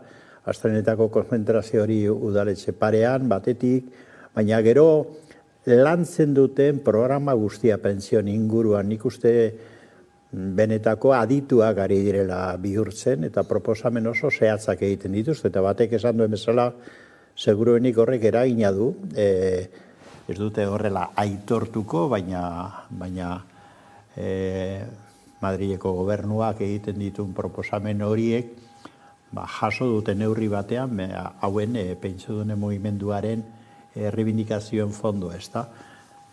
Neurri labur batean. Eta gero, aste honetan egin dute programa benetan berezia, itxialdi hori egin dute, baina itxialdian egite dituzte inguruak, eztabaidak, gero egunero eguerdian ateratzen dira plaza eliptikora gobernu ordezkaritzaren aurrean manifestatzera, eta gero baraualdia eta gaueko itxialdiak egiten dituzte, eta datorren larun batean 18an, manifestazio handi bat egin nahi dute, ezta. Da, kurioso eruditzen ze bereziki ze rebindikazio eta ze azterketa maila egiten duten. Nik uste berez, esan duzun bezala, ezta, nik uste dut eskandalosko egoera badagola, euneko 70 luzea gainera emakumeen gainera lepora datorren egoera da, ez dira 1.000 eurora lehatzen asko eta asko, esango dira oraingo inflazioarekin horrek dituen ondoriak, baina hor fondoan dago beste kontu bat. Eta da, zergaitik behingoz ez da pentsioak eta gizarte segurantza ez dira transferitzen, ez da, esaten da estatutuan hori, duela 40 urtetik gora dagoela horre ikusia, behin da berriro egin dira promesak, baina ez da egiten, eta hauteskunde bezperatan ematen du akordioak egiten dituztela bereziki Jaurlaritzak eta Gobernu Zentralak, egiteko dagoela traspaso hori, gero esaten dute ez, teknikoki oso konplexua da, eta segitzen dugu, nik uste dut politika eta malgarri honetan Euskal Herrian, nik uste aukera daudela pentsio sistema publiko egoki bat egiteko, eta baita ere oroar modu globalagoan seguridade soziala, gizarte segurantza beste modu propio egokiago batean antolatzeko. Nik uste dut fondoko errebindikazioa beharko lukela horrek izan. Ez da behingoz egin traspasoa, kompetentzia guztiena, seguridade soziala eta pensioak, eta hemen antolatu, ez da, nik uste dut. Bainera horre, azaltzen zutenez, nola aldaketak etorriko diren, ez, hor kotizazio moduetan esaterako, ez, bi proposamenez berdin egin ditu oraingo ze eskribak berak, ez, aukeratzen ez daite 25, 27 urteak direnez bata aukeratu, nahi duzuna nolait esatearen, ez da azken aldi hori aukeratzea, ez, horri nola iristen diozue? Eurek esaten dute, behar bada pausua edo pausak eman nahi dituzte bai eskribak eta bai Macronek Frantzian, baina ez da nahikoa, ez? Eta nire ustez hemen arazoa izan da ez Macronek eta ez eskribak ez dute kontuan hartu, ez aginte sozialak eta ez pentsiodunen movimentuak, ez? Behar bada denon artean alako neurriak sortuko balira edo behintzat planteatu, zer nahi zuten, eta sindikatuekin pasatzen den moduan, eurak bebai kontuan hartzeko, eta aginte sozialekin neurriak proposatzeko hori egingo balute, behar bada igual pentsiodunak era hobeagoan egongo litzateke ez, baina nire ustez oraindik oso urrun dago, eta euren proposamenak ez dituzte onartuko, ez? Azkenian, gaur egun, 10 pentsiodunetik 1.000 euro baino gutxiago irabazten dute, ez? Eta hori oso, zenbaki latzak dira, ez? Eta azkenean, nahi dutena, gauza oso simplea da, ez? Da, 1.000 eta 80 euroko pentsio minimoak, ez? Eta horrartez badira heltzen, nire ustez hori da marragorria. Ez behintzat ikusten da nola indarra ez badabiltzan protestan, ez? Eurek esaten zuten jarrearen gogortzea, ez Frantziako kasuarekin lotuta inoiz hitz egin dugu hortaz ere? Noski, hola da. Hala ere, hitz egingo dugu Frantzia, seguruenik gero, baina deigarria da, ez da, egundoko mobilizazioak eta egin arren ere, senatuan onartu dute, gobernuak ez du keinurik ere egiten atzera egiteko, eta seguruen martxoaren 26an daukate Asamblea Nazionalean eta eztabaida eta botazioa, eta inpresioa ematen du, behar bada bitarte justuz, baina aterako duela Macronek bere reforma, eta hola, ez da. Hemen beste egoera badaukagu, eta nik uste hemen, eskribaren reformaren proposamena eginda, komisiones da UGTek badirudi onartu egiten dutela, naizta puntu batzuk orain negoziatzen ari dira, enpresarioek oso gogor egin dute kontra, baina berriro ere ikusten dugu beste betiko arazoa, ez da. Hor zergaitik ez da aztertzen modu egituralean hori. Orain esaten da, honek esaten du, Espainiako ministroak eskribak esaten du, aldaketa batzuk egingo dira, kotizazio mailan, eta baina bueltatzen da adibidez gizarte segurantzan oreka finanzieroa lortzeko, berriro ere kotizazioetatik. Zergatik ez da planteatzen beste finantziabide batzuk egotea, aurrekontuetatik adibidez, eskandaluzko, hemen inoiz komentatu dugu, ez da, eskandaluzko partidak destinatzen dira orain, gerraren aitzaki ez da defentsarako adibidez, hau da, karrera armamentista handi bat egiteko, eta gero ez da planteatu ere egiten, gizarte segurantzak finantzazio zuzena izatea aurrekontutan, da berriro ere kotizaziotik, eta klaro, hemen betiko kontua dago, enpresarioak kexatu egiten dira, horregatik, baina gero enpresarioak kriston baliabidea dituzte, eta ikusten duguna praktikan da, enpresa horiek gehienek, handiak behintzat, egondoko irabazia dituztela, ez da? Eta hor ere irabazietara alako zerga txiki bat aplikatu nahi bazaie, azten dira, ia lokout egiten, ez? Eta aldiz, langileen gainera, hemen berriro ere, eskribaren progresista omen den proposamen horretan, berriro ere sama gehitu egingo da, ez da? Hau da, handitu egiten da, soldatetatik, atara behar den dirua, finanziaziorako, kotizaziorako. Ez dira inoiz fondoko, ez da bestalde inoiz erabat finkatzen sistema publikoa. Hor, segitzen dute keinuak egiten, baina amenazu modura, ez da amenazu keinuak esaten, etorkizunean, igual aldatu beharko dira sistema pribatuak, bankuekin negoziatu, enpresekin, beti gabiltza, betiko kontuan inoiz, ez da aztertzen, hor egitura bera eta egiturazko egoera hori modu egonkorrean aldatzeko jarrerarik, nik uste ez dela egokia. Nahiko nuke hemengo sindikatoek, euskal sindikatoek argiago hitz egitea honen inguruan, orain arte ez dut aurkitu jarrera argirik, sindikatoen atalean ari dira komisiones da UGT hitz egiten, klaro.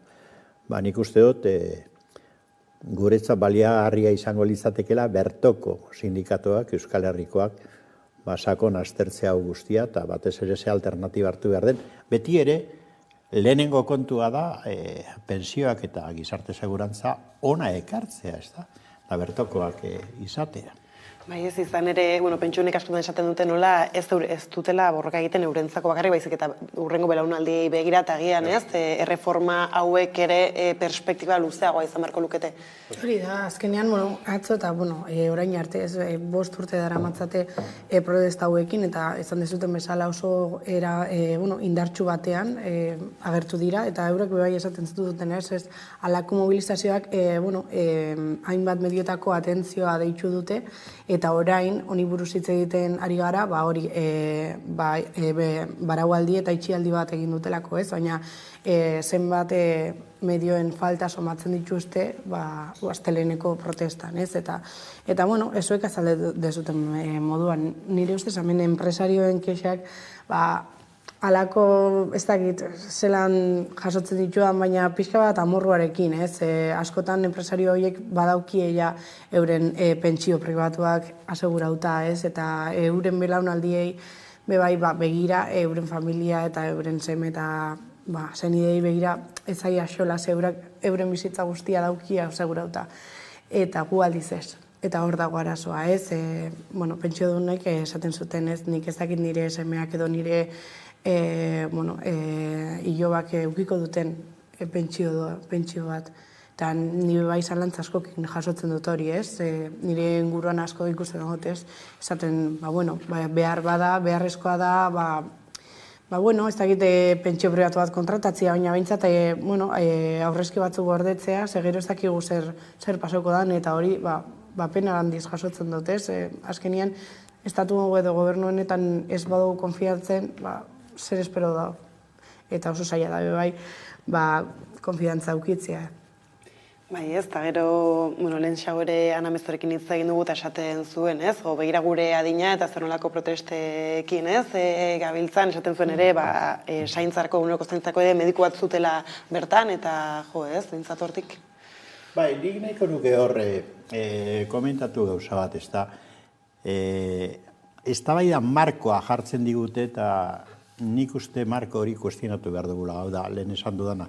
Zergaitik sartu behar gara guztiok pentsio proposamen hau, eskribak egiten duen pentsio proposamen horren mugatan debatea egitera, ez da.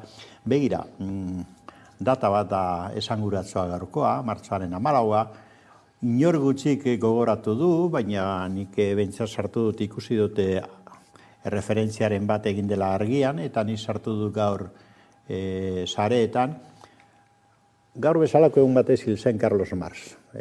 Carlos Marxek eta Engelsek nagusiki egin zuten ekarpen, zibilizazio osoari egin zioten ekarpen filosofiko eta praktiko handi bat.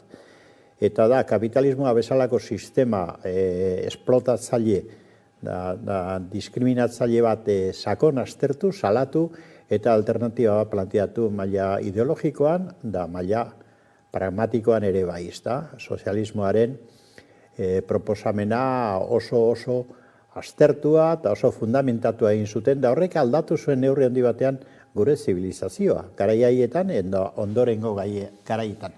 Egia da, orain arte, marxismoaren teoriei jarraituz egin diren saio politiko instituzionalak, ez direla oso brillanteak izan, bereziki Sobiet Batasuna kapitalismoaren fase bestial honetan ondora joan dalako, ez da, neurri handi batean akatz propiengatik. Baina, hortik aurrera, hemen, nik uste, gizarte kapitalistetan edo kapitalisten menpe bizigaren guztiok, egin dugula guztiok ere, modu eskalonatuan, miraje ideologiko politiko bat eskuin aldera. Eta hemen inok ez du, nik ez dut ikusten behintzat, modu argian alternatiba soziopolitiko eta instituzional marxistarik adibidez, edota kapitalismoa benetan globalki kuestionatzen duenik. Hemen hain nabarmen gelditzen ari da gure artean, da ez dira doktrina generalak, ez da hain nabarmen gelditzen ari da, milioika eta milioika personentzat munduan sistema kriminal badala, eta gero eta gehiago inolako babesik gabe milioika persona gozez hiltzen, edo etorkizuna, zudiosun bezala, benetan kuestionatua, baina ez bakarri pensioen mailan, baizik eta kuestionatua maila globalean planteatzen duen sistema dela, eta zergaitik ez gara gauza, bai maila globalean da maila lokaletan, gizarte alternatiba sakona, kapitalismoaren kontrako alternatibak planteatzen da bideragarri egiten, ez da, nik uste dut, hausnarketa hori egin behar dugula seriotan, da ez, murriztu betik gure debatea, alako hain murritzak berez eta hain akotatuak diren azterketa koiuntural hauetara. Inorez da gauza eskribaren proposamen benetan hankamotz horren aurrean, beste zerbait sakonagoa planteatzen, gaizki gabiltza. Pentsio publiken edo pribatuen arteko lehia hori ez dago bat ere argi, adibidez. Bai, ez da, gainera alakoetan gertatu daiteke, ez? Apurrat Frantziar estatuan, ez? Nola eramaten diren gauzak aurrera ere, ez? Apurrat demokrazia bera ere zalantzan jarri halko litzatekena, gainera alako frantses estatu batean, ez? Aipatzen da nola pentsio erreforma bera Frantziar estatuan azken txampan sartu dagoen, ez dakite ondoia bozketarik izango den ala ez, izan ere, ez? Hor, Frantziak dituen hainbat artikulu, ez? Berezien artean badabat, 59 puntu 3 oker ez badut apuntatu, ez, albietuko lukeena, horrekin aurrera egin, eta alaxe geratuko litzateke, ez, kalean jende guztia, eta listo. Hori da, ez, eta azkenean, ematen dago demokraziako herrialdeak demokrazia falta oso handia da, ez, eta azkenean badakigu Frantzian eta ere Espainian, ez, askotan, uste dugu, hemen gobernu sozialista bat daukugula eta aginte sozialak eta herritarren eske edo mesede ematen gobernatzen dutela, baina ez da egia, ez? Eta hori askotan ikusten da. Eta Carmelok esan dago moduan, nire ustez, ez dakit, gizartea gero eta individualagoa da, edo behintzat ni somatzen dut, ez, nire inguruan. Geroz eta gehiago, eta ez da bakarrik pentsioekin, baizik eta osasun gintzan ere ikusten da, ez, askotan, ni gaixorik nau, segatik faminaz osakidetzara asko tardatzen badute, igual, ez dakite, radiografia edo alako tratamendu bat jartzea, eta, pribatura fango naz, ordaindu dezaketelako, ez? Eta azkenean horrekin arazo oso handia da, ze azkenean, zuk aldozu, baina igual beste batzuk ez, eta azkenean, alako erabakiak hartzea, denontzako eta osasungintza guztierako eta bai pentsioduna eta sistema publiko osorako ez da mesedegarria, ez? Bai, ez da, eta hemendik ordea ez, nola ikusten duzu demokraziaren galera hau? Parkatu? Diote, lehen aipatzen genuen ez, artikulua implantatzearen Frantziako reforma bera aurrera ateratzeko. Nik uste dut hori demokrazia deitzen den sistema formal honek, Europan indarrean da honak, beti ditu alako trukoak, ez da, nik uste dut demokrazia deitzen da, baina gero benetan bide demokratikorik ez da ez, keintzen. Frantzian gaur egun adibidez, referendu bat egingo balitz, benetan interesgarria izateke ez da, pentsio proposamen horren inguruan, edo beste alternatiba batzuren inguruan, Macroni esaio buruti pasatzen, egiten duena da, alako txantzioa negoziatu, eskuin gordinarekin eta bereien botoekin atara eta populazioari kasurik ere egin gabe, ezta? Eta hemen trukoa beste bada, eta ez da bai da baldintzatu guztiz esan ez, seguridade sozialaren kutsa bankarrotan dago, pensio sistema publiko mantentzeko ez dago dirurik, eta beraz proposamenak halako muga ditu. Ez da egia, proposamenak izan daitezke beste batzuk, finanziazioaren inguruan, eta gizarte segurantza antolaketa egitearen inguruan. Azken finean, pensio publikoak, publikoak izan behar dute, hain zuzen ere, jente guztiaren premia bat, direlako adin batetik aurrera, lan merkatuan ezin duelako jentea jarraitu fizikoki ere, ez da? Da orduan, azken finean, zaintzaren atalean sartu beharreko zerbait da. Feminismoak, eta nik uste azertu handiz, pasada martxoaren 8an, planteatzen zuen hemen gure artean, zaintza aldatu behar dela eta oinarri publikoak hartu behar ditula. Publiko eta unibertsalak, hau horren aplikazio konkretu bada. Nik uste ikasi behar dugula alternatiba sendoago, globalago eta eragingarriagoak egiten gure artean. Hau eskuin aldera guztiok ere gizarte mailan alderdiak eta egiten ari garen desplazamentu hori arlo guztietan, niretzat oso kezkagarria. Oso kezkagarria. Eta uste duzu edo irudikatzen duzu Frantzia gobernu bat makurtzen ez dakit esaterako mobilizazioak gogortuz gero? Ez dut uste. Nire ustez Frantziako mobilizazioak indar asko daukie eta askotan ikusi izan dugu, ez? Baina hala ere ez zaio komeni Macroni ontxe indar politikoa galtzea. Bere pixua galtzen baldin badau, herritarrok beste alternatiba bat egongo litzatekela ikusiko luketelako, ez, eta hori ez zaio komeni boteria galtzea. Eta ez, herritarroi beraz, zer gelditzen zaigu, alako egoen aurrean?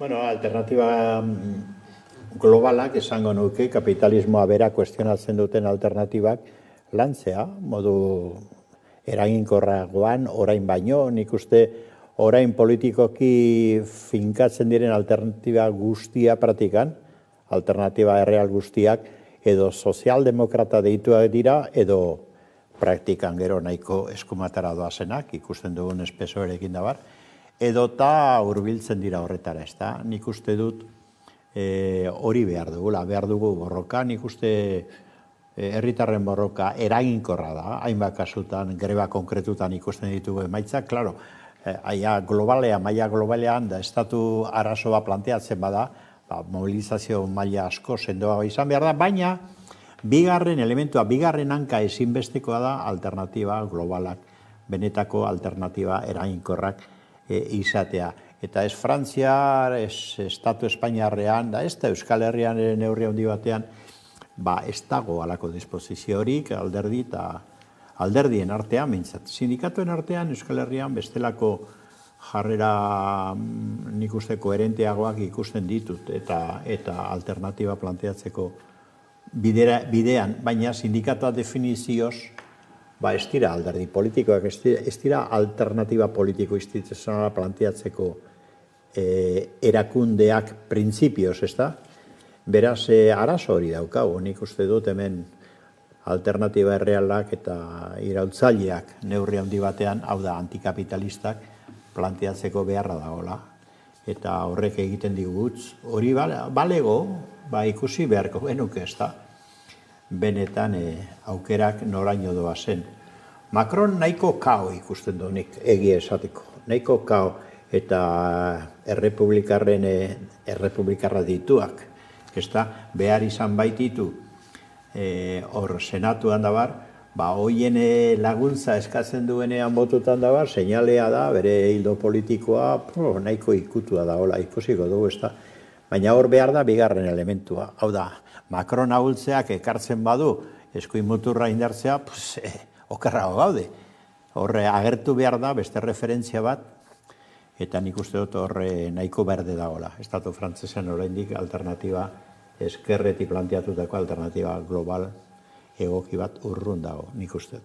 Eta hemen zer esanik ez, hemen ikusten dena da alderdi ia guztiak, estatu mailan eta hemengo mailan ere, norabidea ez dutela planteamendu global, eskerreko eta sakonetara egiten, ari dira moldatzen eta disidentzia mugatu bat egiten estatuarekiko, nik uste dut.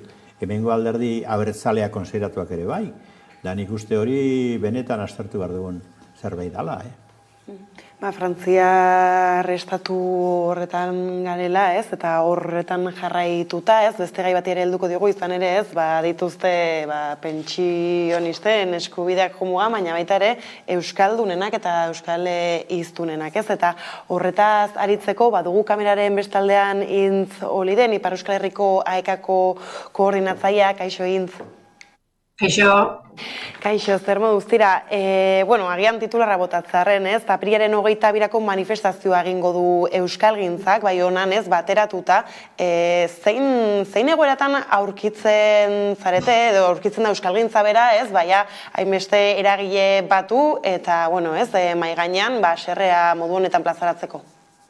Bai, aipatu duzun bezala, apirilaren 22an egingo dugu larun batez manifestaldia, Euskal Konfederazioko kide edo elkarteek antolaturik, urteak da azterketak euskaraz kanpaina edo aldarria egiten dela Ipar Euskal Herrian, eta horren arira mobilizazioa initze egin dira, baina hala ere frantsese gobernuak horren ondoan gormutu segitzen du, inolako erantzunik eman gabe, eta zoritxarrez azterketen gaia ez da euskarak pairatzen duen oztopo bakarra, horregatik jarri diogu manifestaldiari azterketak euskaraz, euskarari trabarik ez leloa, Euskalgintzan ari garen elkarte orok, sekulako trabak ditugu lan egiteko orduan, baliabide eskasez ari gara eta hori da salatu nahi duguna egun hortan.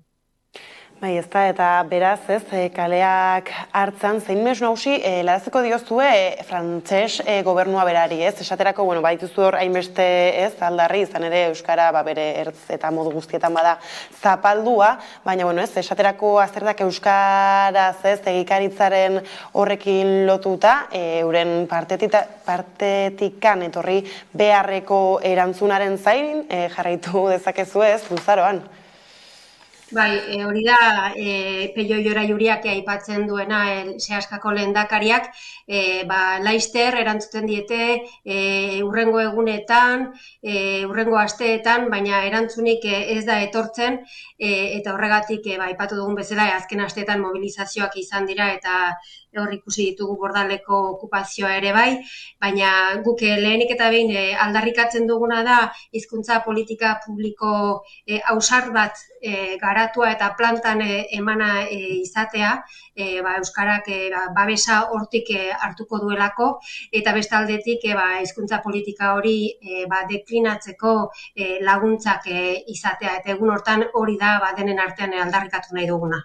Zuek ordea AEKatik bertatik salatu izan zenuten orain hile batzuk ere, nola helduen euskalduntzan diharduzuen beharginak prekaritatera kondenatuak zaetela, lehen ere baliabideen falta aipatzen zenuen?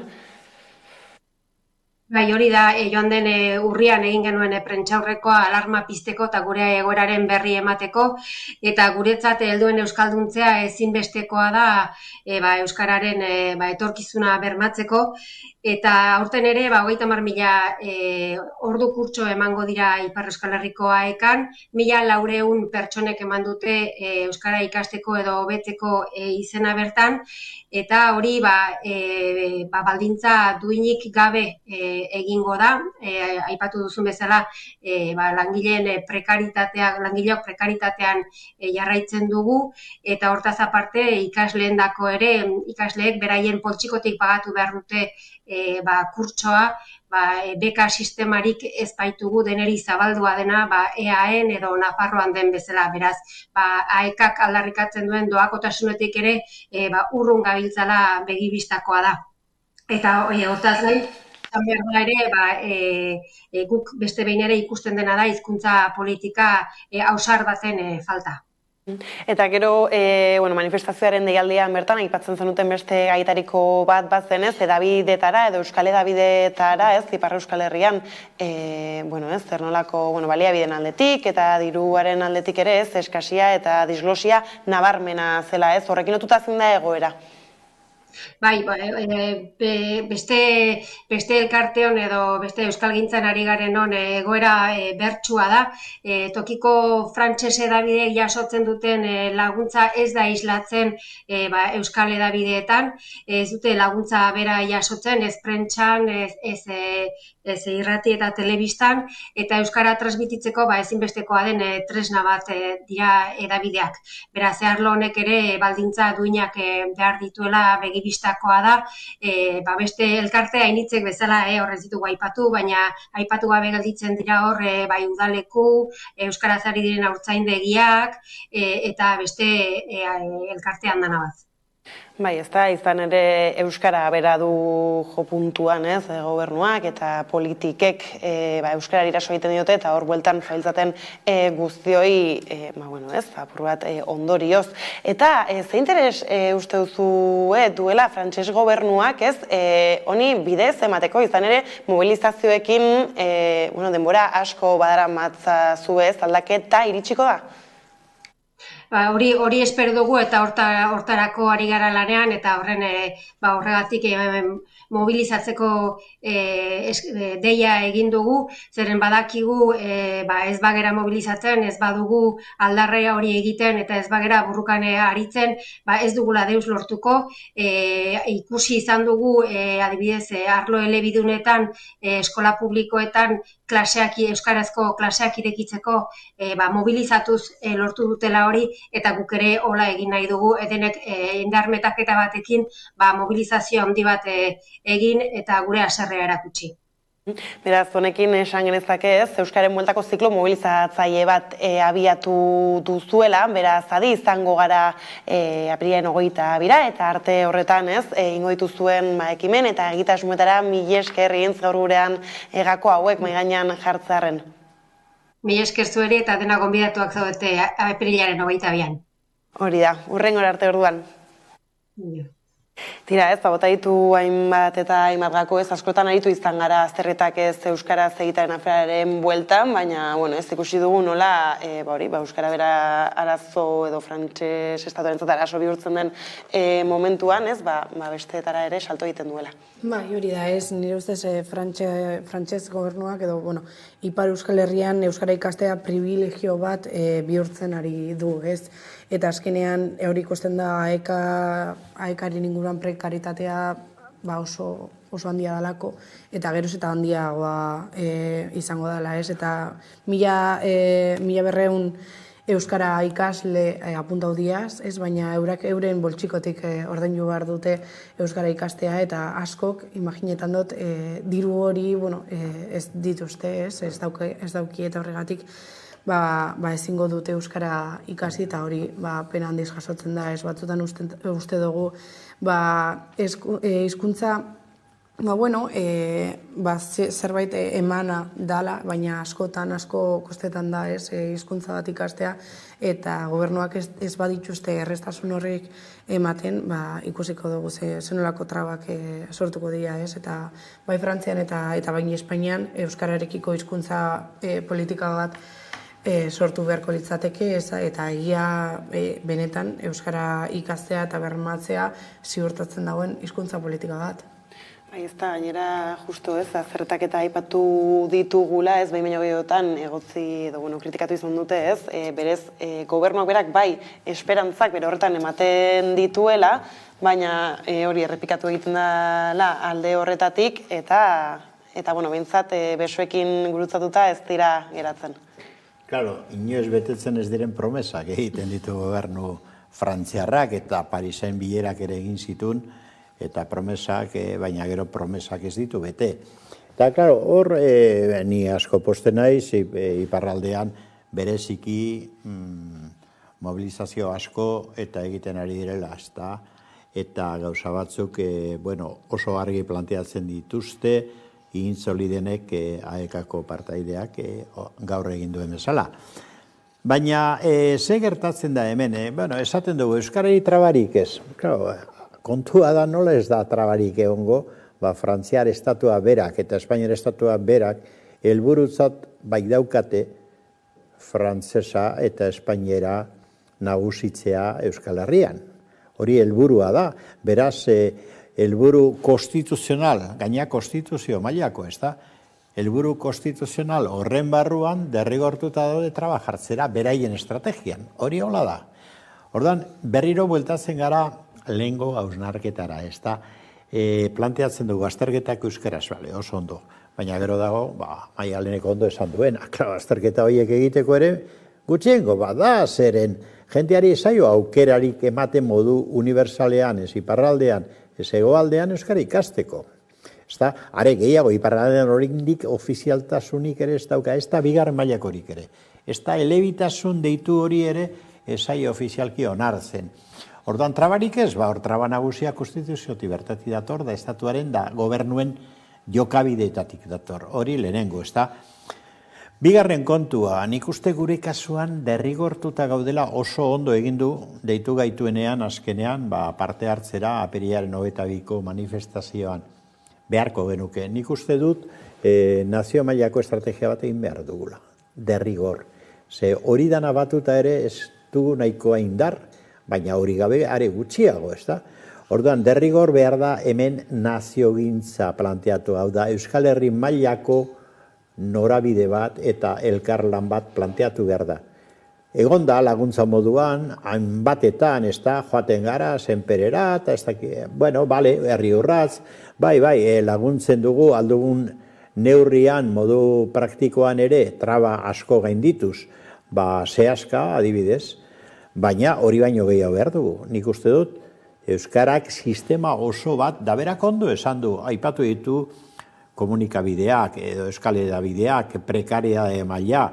Claro, edabideetan konturatzen bazarete, beraiek egiten dute azterketa bat, zenbat diru ematen zaio ziduesti, da zenbat iparraldean, kasetari eta beste komunikabide bertakoi. Hori bera esaten ari gara gu hemen, el korreo eta beste eta argia, adibidez, konparatuz, ez da? Claro, betikoan gaude, trabak izango dira Zergaitik, beraien helburu estrukturala euskara deusestatzea edo disolbatzea delako gazteleraren da frantsesaren menpe, eta horretara behiratzen dute dana. Orduan, euskarak behar du sistema oso bat edo polisistema oso bat, eta behar du horretarako naziogintza. Hau da, euskaldunon artean elkarlan estrategiko bat, eta gero egunerokotasunean euskarari bere maila emateko eta bere sistema propioa. Da horrek eramango gaitu seguruenik toki askotan aurrez aurre gaztelera inposatu hori aurkitzea eta inposaketa horren kontra egin behar izatea, ez da? Claro, beraiek lotzari gabe egiten dute, hemen epaile badator, desate izu ez, euskara hemen ez da behar, fuera. Hori diskriminatzailea da, osea, euskara diskriminatzailea. Ordan horri aurre egin beharko diogu. Bai, ez izan ere, zazpi lurraldeek ezaugarrien artean zerbait komunea baldin badute ere, bada hizkuntza berata egia da ez, inoiz agian aipatu dugu eta guzti ez, nola, esten ikusten agian hemen jendeak bere sentitzerik ez aldarri hauek agian normalizatu dutzat, hartuta hizkuntza edo dena delakoa ez, edo nola ere interesgarria bada Ipar Euskal Herrian ez, alakoen bueltan eragileak batuta eta zabaltzen ari den ziklo mobilizatzaia ez, hitz egin dugu pentsio ez, hau ere bada. Bai, horrela da, ez. Eta nire ustez Ipar Euskal Herrian gertatzen da, Nafarroan gertatzen den bezala, agintari batzuk hipokresia puntu batekin ikusten dutela euskera. Hau da, nahi dutenean, erabiltzen dute euskera eta euskal kultura, eta nahi ez dutenean, ez, hori ikusi genuen, Irulegiko eskua zelan atxibiteko lan presentau zauenez, eta arrotasun puntu batekin, eta bai, esan ez euskara superimportantia da, onjala fanzan astean, ikerketa bat presentatu duzuten nun egia da, Nafarroan euskalduren kopurua asko igo dela, bikoiztu dela azkenengo hamarkadetan, eta hori oso garrantzitsua da, baina nire galdera da, zer egiten du bai Nafarroko gobernuak eta bai Frantziako gobernuak hori sustatzeko, ez? Euskara bakarrik ez da medailita bat jartzea, ez? Baizik eta bi gobernuen helburu bat izan beharko litzateke eta eskubidea bertan bizi diren pertsonendako. Eta beste gai bati, erantzutzeko... Bai, horren arira, eske oso egoke iruditu zait, Maialenek egin duen aipamena Nafarroa eta Txibiterena, ez da? Nafarroa garaikoa, alegia. Eta Txibiterena, Txibitek atzo bertan, okerrespanago, egin zuen balantze, legealdiko balantze bat, eta zergatik egin zuen, gobernu osoarekin, aurrez aurre, lorategietan, eta harrigarria ez da izango lastera hauteskundea daudelako. Baina kontua da, egin zuen hori, da ez zuen hitz bakar bat euskaraz esan. Ara, orduan, zer da euskara Txibiterentzat, ez da? Eta Txibite da bai Nafarroan, baina bai estatu mailan agintean dagoen alderdiaren ordezkari bat, PSOE-rena, ez da? Aipatu ere ez da existitzen legealdiko balantzea egiterako orduan berarentzat euskaraz edana gaztelera utzez egiten du. Horiek dira egoera errealak. Eta gero Txibitek zerbait benetan egin nahiko balu, oso errez dauka, Nafarroa garaian aplikatzen zaion benetako apartheid hori, amaitu, esan edote euskarari maila bat eman Nafarroa garai osoan. Baldin bada progresista bere gobernua, nik uste ez dela, baina, esan edut oso errez dauka, benetako apartheid bat aplikatzen ari dira, zona mixta, zona erdaldun, zer da hori? Bai, ez izan ere kuriosoa da Nafarroako egoera bera, ez? Ez da zuk ere maian ikusi zenuen, ez, valorazio hori, baina, ez, batzutan ematen dira ikusten dugu, ez, kanpaina bat abiatu da Nafarroan, ez da ereduan matrikulatzeko, Nafarroako gobernuak bultzatuta, ez, baina gero errealitateak beste egoera batzuk erakusten digu, ez, talka horrek ere. Bai, hori da, ezkenean hori gauzatzeko, ez, eta euskara sustatzeko Nafarroan eta bai beste lekuetan, halako, hizkuntza politikak beharrezkoak dira, ez, eta ez bakarrik, datuak, bai, aztertu hori garrantzitsua da, baina bai zer egin dezakegu hori sustatzeko, ez, eta bai, Txibiteren agerraldia ikusen hauen, ez, eta bera esaten dagoen, EH Bildurekin hitzartu dituen aurrekontu akordioak herritarrentzako oso onak dira, eta sistema publiko bat indartsu bat lortzeko oso onak dira, ez, baina nire ustez Txibite badaki hauteskunde garaia gaudela, ez, eta Nafarroan badakigu igual alternatiba oso potentea ez dala, ze Navarra Navarra suma, ez? Bai, Navarra suma, kendu da, eta horregatik, UPN eta PP batera ez badoiaz, indarra galtzen dute eta hori ikusiko dugu, ez? Baina nire ustez Txibite ezin da lokartu eta badaki, hauteskunde garaian, oraindik pisua irabazi beharko lukela. Ez da, hemendik, egia da alderdien gaineko galderak egin zitzaizkionez, batez ere elkarlanari lotutakoak, ez? Eta, han entzun genuen, ez? Gero gainera, posik agertzen zen, esanez, Nafarroak, azken legintzaldiko, ez, arazo potoloei edo, ez, badala Ukrania eta COVID-19, ondo aurre egin diela, eta gero ikusi dugu, ez, esaterako osasun biden ere, gertatu diren, arrakala eta protesta guzti horiek. Bai, hola da, nik uste dut hor fondoan osnarketa bat egin behar dugula, behintzat abertzale garenok eta hori konsiderazioa nazio eraikuntza den aldetik, nik benetan uste dut osnarketa bat egin behar dugula. Txibitek egin du berea, hauteskundeak hor ditulako, eta horrekin lotuta esan du uste dut, Nafarroa garaiko herri guztietara edo gehienetara joango dela personalki kanpaina egiten. Beraz, ari da argi eta garbi esaten zeintzu diren bere nahiak. Eta badazpada asko neurtu du, bai, EH Bildu bere gobernuan sar daitekeen edo ez galdetu diotenean, ez du erantzun, hori oso jarrera esanguratsua da. Zer esan nahi du horrek, orain arte gauza joan diren bezala, berarentzat ondo joan direla, eta berarentzat probetxu garri izan dela gobernu hori, baina nik galdetzen dut eta abertzaleontzat probetxu garri da, zein da ordaindu behar dugun prezioa, ezta? Eta zer ari ara ordaintzen, zer ari da gertatzen Euskara garatu nahi duen jentearentzat, segerota gehiago da, Nafarroan hori ikusi da, baina zer ari da gertatzen hor, zer egiten du PSOEk gobernu batetik eta bestetik horretarako, alde edo kontra, trabajarri edo laguntze eman. Osnarketa horiek egin beharko ditugu, gogoeta horiek, da ondorio praktiko batzuk atera beharko ditugu, nik uste dut, ezta? Gutxienez nik dei bat egingo nuke orain horretara, pentsatzera horretaz, eta ea benetan zein den komeni zaigun ikuspuntu abertzale batetik edo naziogintzaren ikuspuntutik zein den komeni zaigun azterketa. Aipatu egingo du, badazpada, ze kasura etor daiteke, zer ari den gertatzen Katalunian, une honetan.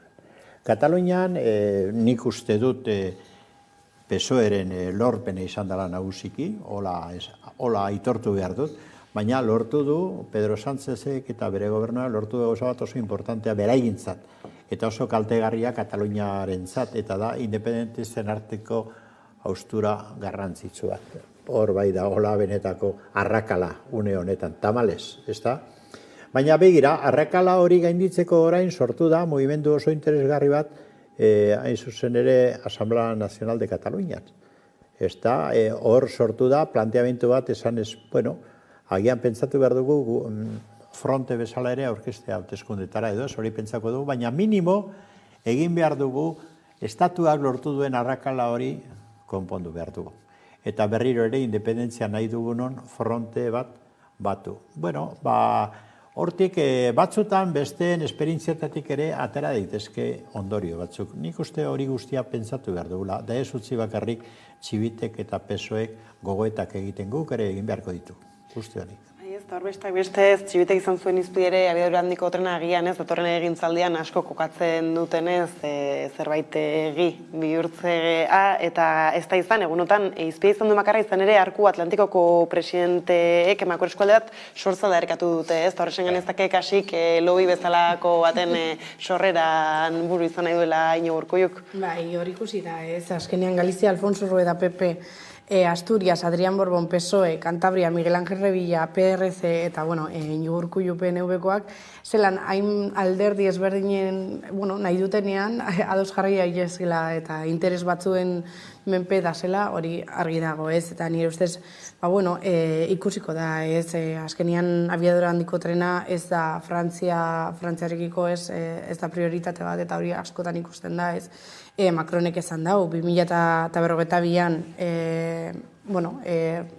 2052 arte atzeratuko dutela, eta bakarrik Bordeos eta Dax linea Iruñera ez da helduko, eta ez dakite noiz helduko dan, ez, eta, bueno, eurak nahi dute alako, ez dakite, bueno, alako eskualdea atlantiko bat sortu, eta ez, bueno, Europarekiko gauzak lortzeko, ez, baina azkenean hori lortu dezaken bakarra, uste dut, da Espainiako gobernua, eta azkenean alako, bueno, estrategiak edo neurriak, bai, pixua eukiko dute, baina ez nahikoa. Esaten diate, hemen utzi behar dugula solasaldi alduko diogu berriz honi urrengo astean, esaterako. Beraz, ezkerrik asko bioi gaur gurean izatearren, eta eguneko albistekin utziko zaituztugu jarraian. Haupa, guen eritzeta durtzeta gara, Aizea Rosa taldeko kideak. Tortolaraino singela kaleratu berri dugu, ikusgai dagoela bai YouTubeen, bai beste plataforma guztietan, eta badakigu Amaika Telebistako bizi musika saioan ikusteko aukera ere egongo dala. Animatzen zaitu guztioi, ikustera eta partekatzera. Eskerrik asko eta Tortolaraino gaude! Ana Goitia, zelan, ondo ez da? Oni! Hola, Tortola! Zelan zabiz ba? Esan duztie, kastin bete migule, enbiotela. Tanik pentsadot, bizo batera hobeto ingo gule. Gizon bat elegidu bigu oso argi ez dauen postu baterako. Ia animeten zaren. Ederto, kastina! Hombre, animaten